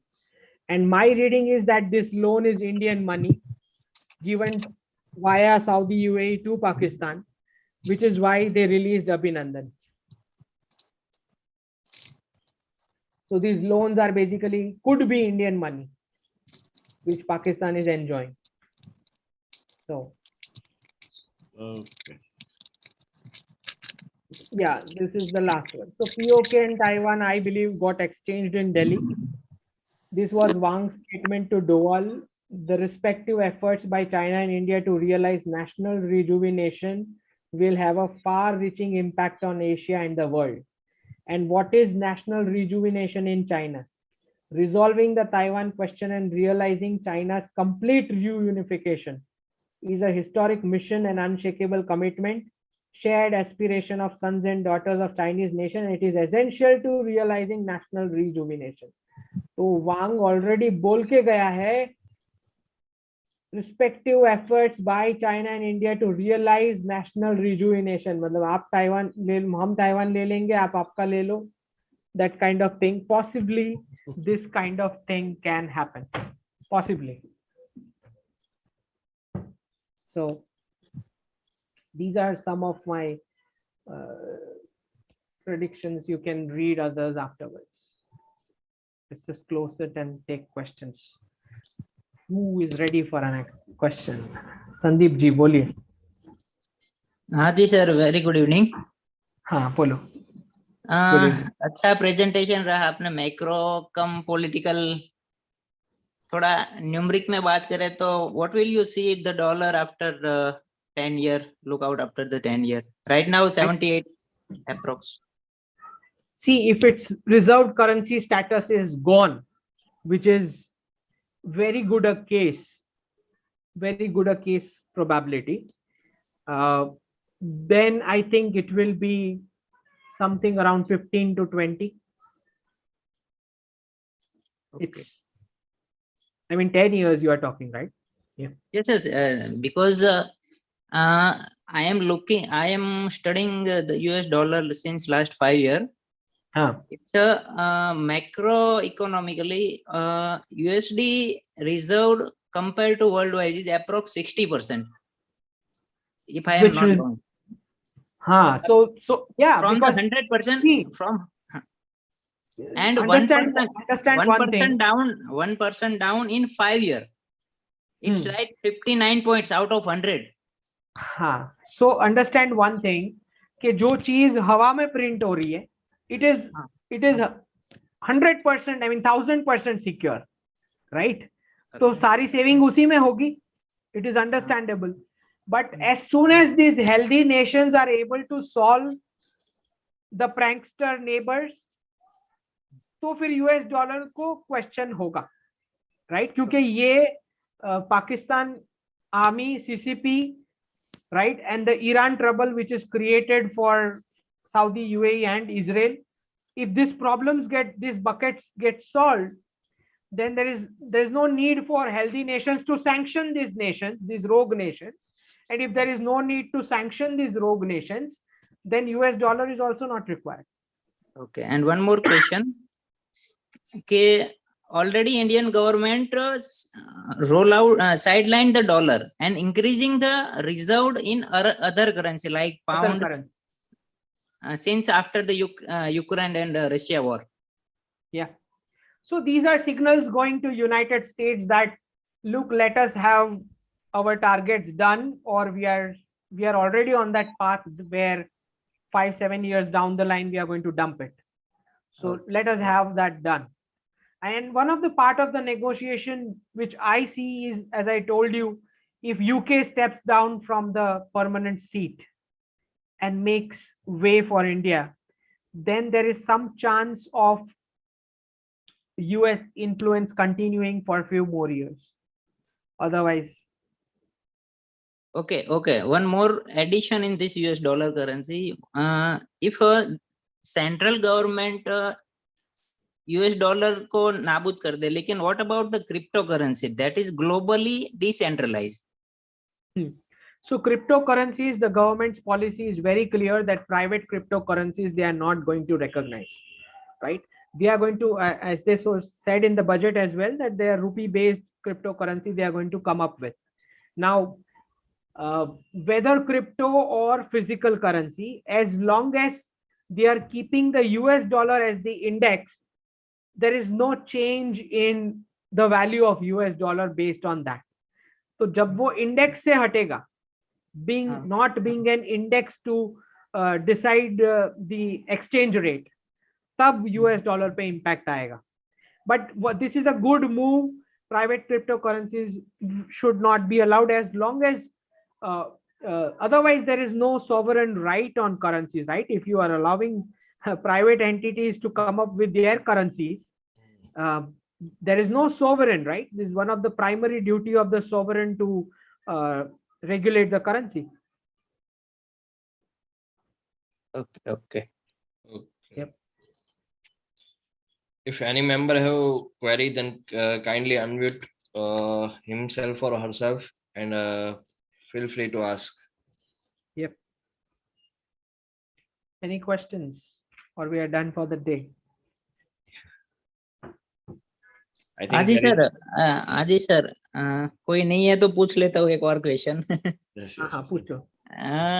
देखो sir, law ऐसे बनता है कि लोगों की requirement आती है, paper work होता है, फिर उसको अबाइड करके जाते हैं. तो क्रिप्टो करेंसी में don't you think that will happen? Because देखो 200 साल पहले क्या चलता था कि भाई बार्टर सिस्टम था, फिर वो रानी सिक्का जो हम गुजराती में बोलते हैं वो आए, तो अंग्रेज लोग वो ले जाने के लिए रेडी नहीं थे. ठीक है, उसको वजन ज्यादा लगता था, तो पेपर मनी आया, गांधी जी छप गया. फिर उसके बाद डिजिटली आया प्लास्टिक मनी, और ये क्रिप्टो आया. तो कहीं ना कहीं समझो अब मेरे पोर्टफोलियो में उसका वेटेज नहीं है, लीगली तो 0 है. तो भी बड़े इन्वेस्टर का आप थोड़ा स्टडी करोगे तो उसमें वो 2-3% क्रिप्टो रखते हैं और टॉप 10 में से रखते हैं. ऐसा नहीं कि अभी जो लास्ट मंथ हुआ ल्यूना क्या कि 99% डेप्रिशिएट हो गया. तो कहीं ना कहीं उसका हिंट ऐसा लगता है कि भाई ये एक्सेप्ट करेंगे जनरेशन, मिलेनिया जनरेशन, और उसको कुछ ना कुछ वे से हेजिंग करेंगे. जो भी एसेट क्लास होता है उसका कोई ना कोई बेज रहता है अंडरलाइन. तो आप उसके बारे में क्या कहना? So there's no problem with cryptocurrency. There's problem with private cryptocurrencies, right? The government will have problems with private cryptocurrencies because what will happen is if private cryptocurrencies are allowed, basically you are trying to allow each individual or entities to have their own currency prevalence within your borders, right? So that is prima facie against the sovereign rights of the state of the elected body, right?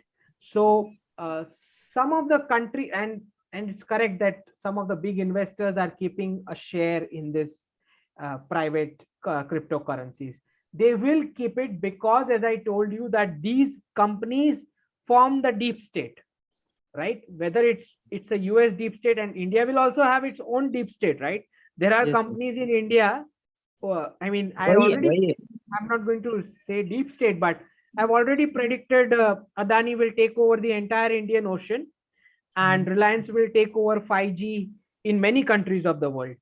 So that prediction is already there at 1.5 years back. So so definitely each countries are going to have such deep state, and these corporates are, because extreme capitalism, where we talk about free economy, capitalist wants to arm twist government regulations and policies towards their own profits.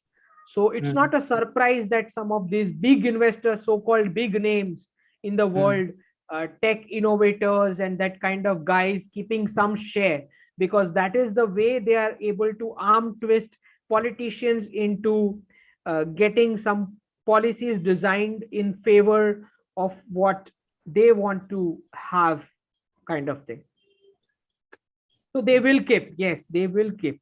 Whether even if it's going to become zero, these biggies are going to keep some share in cryptocurrency, because that is their tool to manhandle some of the governments of small nations to bend them into their favoring policies, trade policies, or whatever that you call it.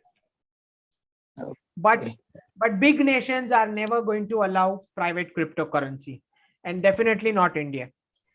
Their Indian own rupee- CBDC. Their Yeah, own Indian- CBDC. Yeah, Indian rupee cryptocurrency will come. That is there. In between sir ऐसा नहीं लगता कि ये तो indirectly जो है wealth वो तो 24 आवर में भी चला जाता है. देखो अभी कोई कंट्रोल नहीं है, तब तक में कितना वॉश आउट हो जाता है. इंडियन रुपी डॉलर में कन्वर्ट हो गए, क्रॉस बाउंड्री कितना रिजर्व वाया इससे हो जाता है. और इसका देखो लीगली नहीं है तो उसका इफेक्ट क्या आता है कि कोई इसका कंप्लेंट या तो कोई इसका लॉस नहीं दिखा नहीं सकते. True. और अभी तो मतलब इसको डिस्करेज करने के लिए कुछ 30% टैक्स भी आया है, राइट? हाँ, वो भी लॉस को सेट ऑफ नहीं कर सकते, वो बढ़िया है. So this is very clear. No big healthy sovereign country will allow some parallel entity to run a currency. That's not going to happen. Okay. I think, sir, Okay, thank you, sir. right now there is no any query, so we are conclude the seminar. Sir, your detailed analysis and research is very much appreciable. You share a very in-depth analysis and on today's topic with us. For that, we are on behalf of Varacha Katargam CP Study Circle, we are very thankful to you, and very thankful to each and every member for present over here in very large number. Thank you, sir. Thank you so much. Thanks. Thank you, members. Yep. Thank you. Okay.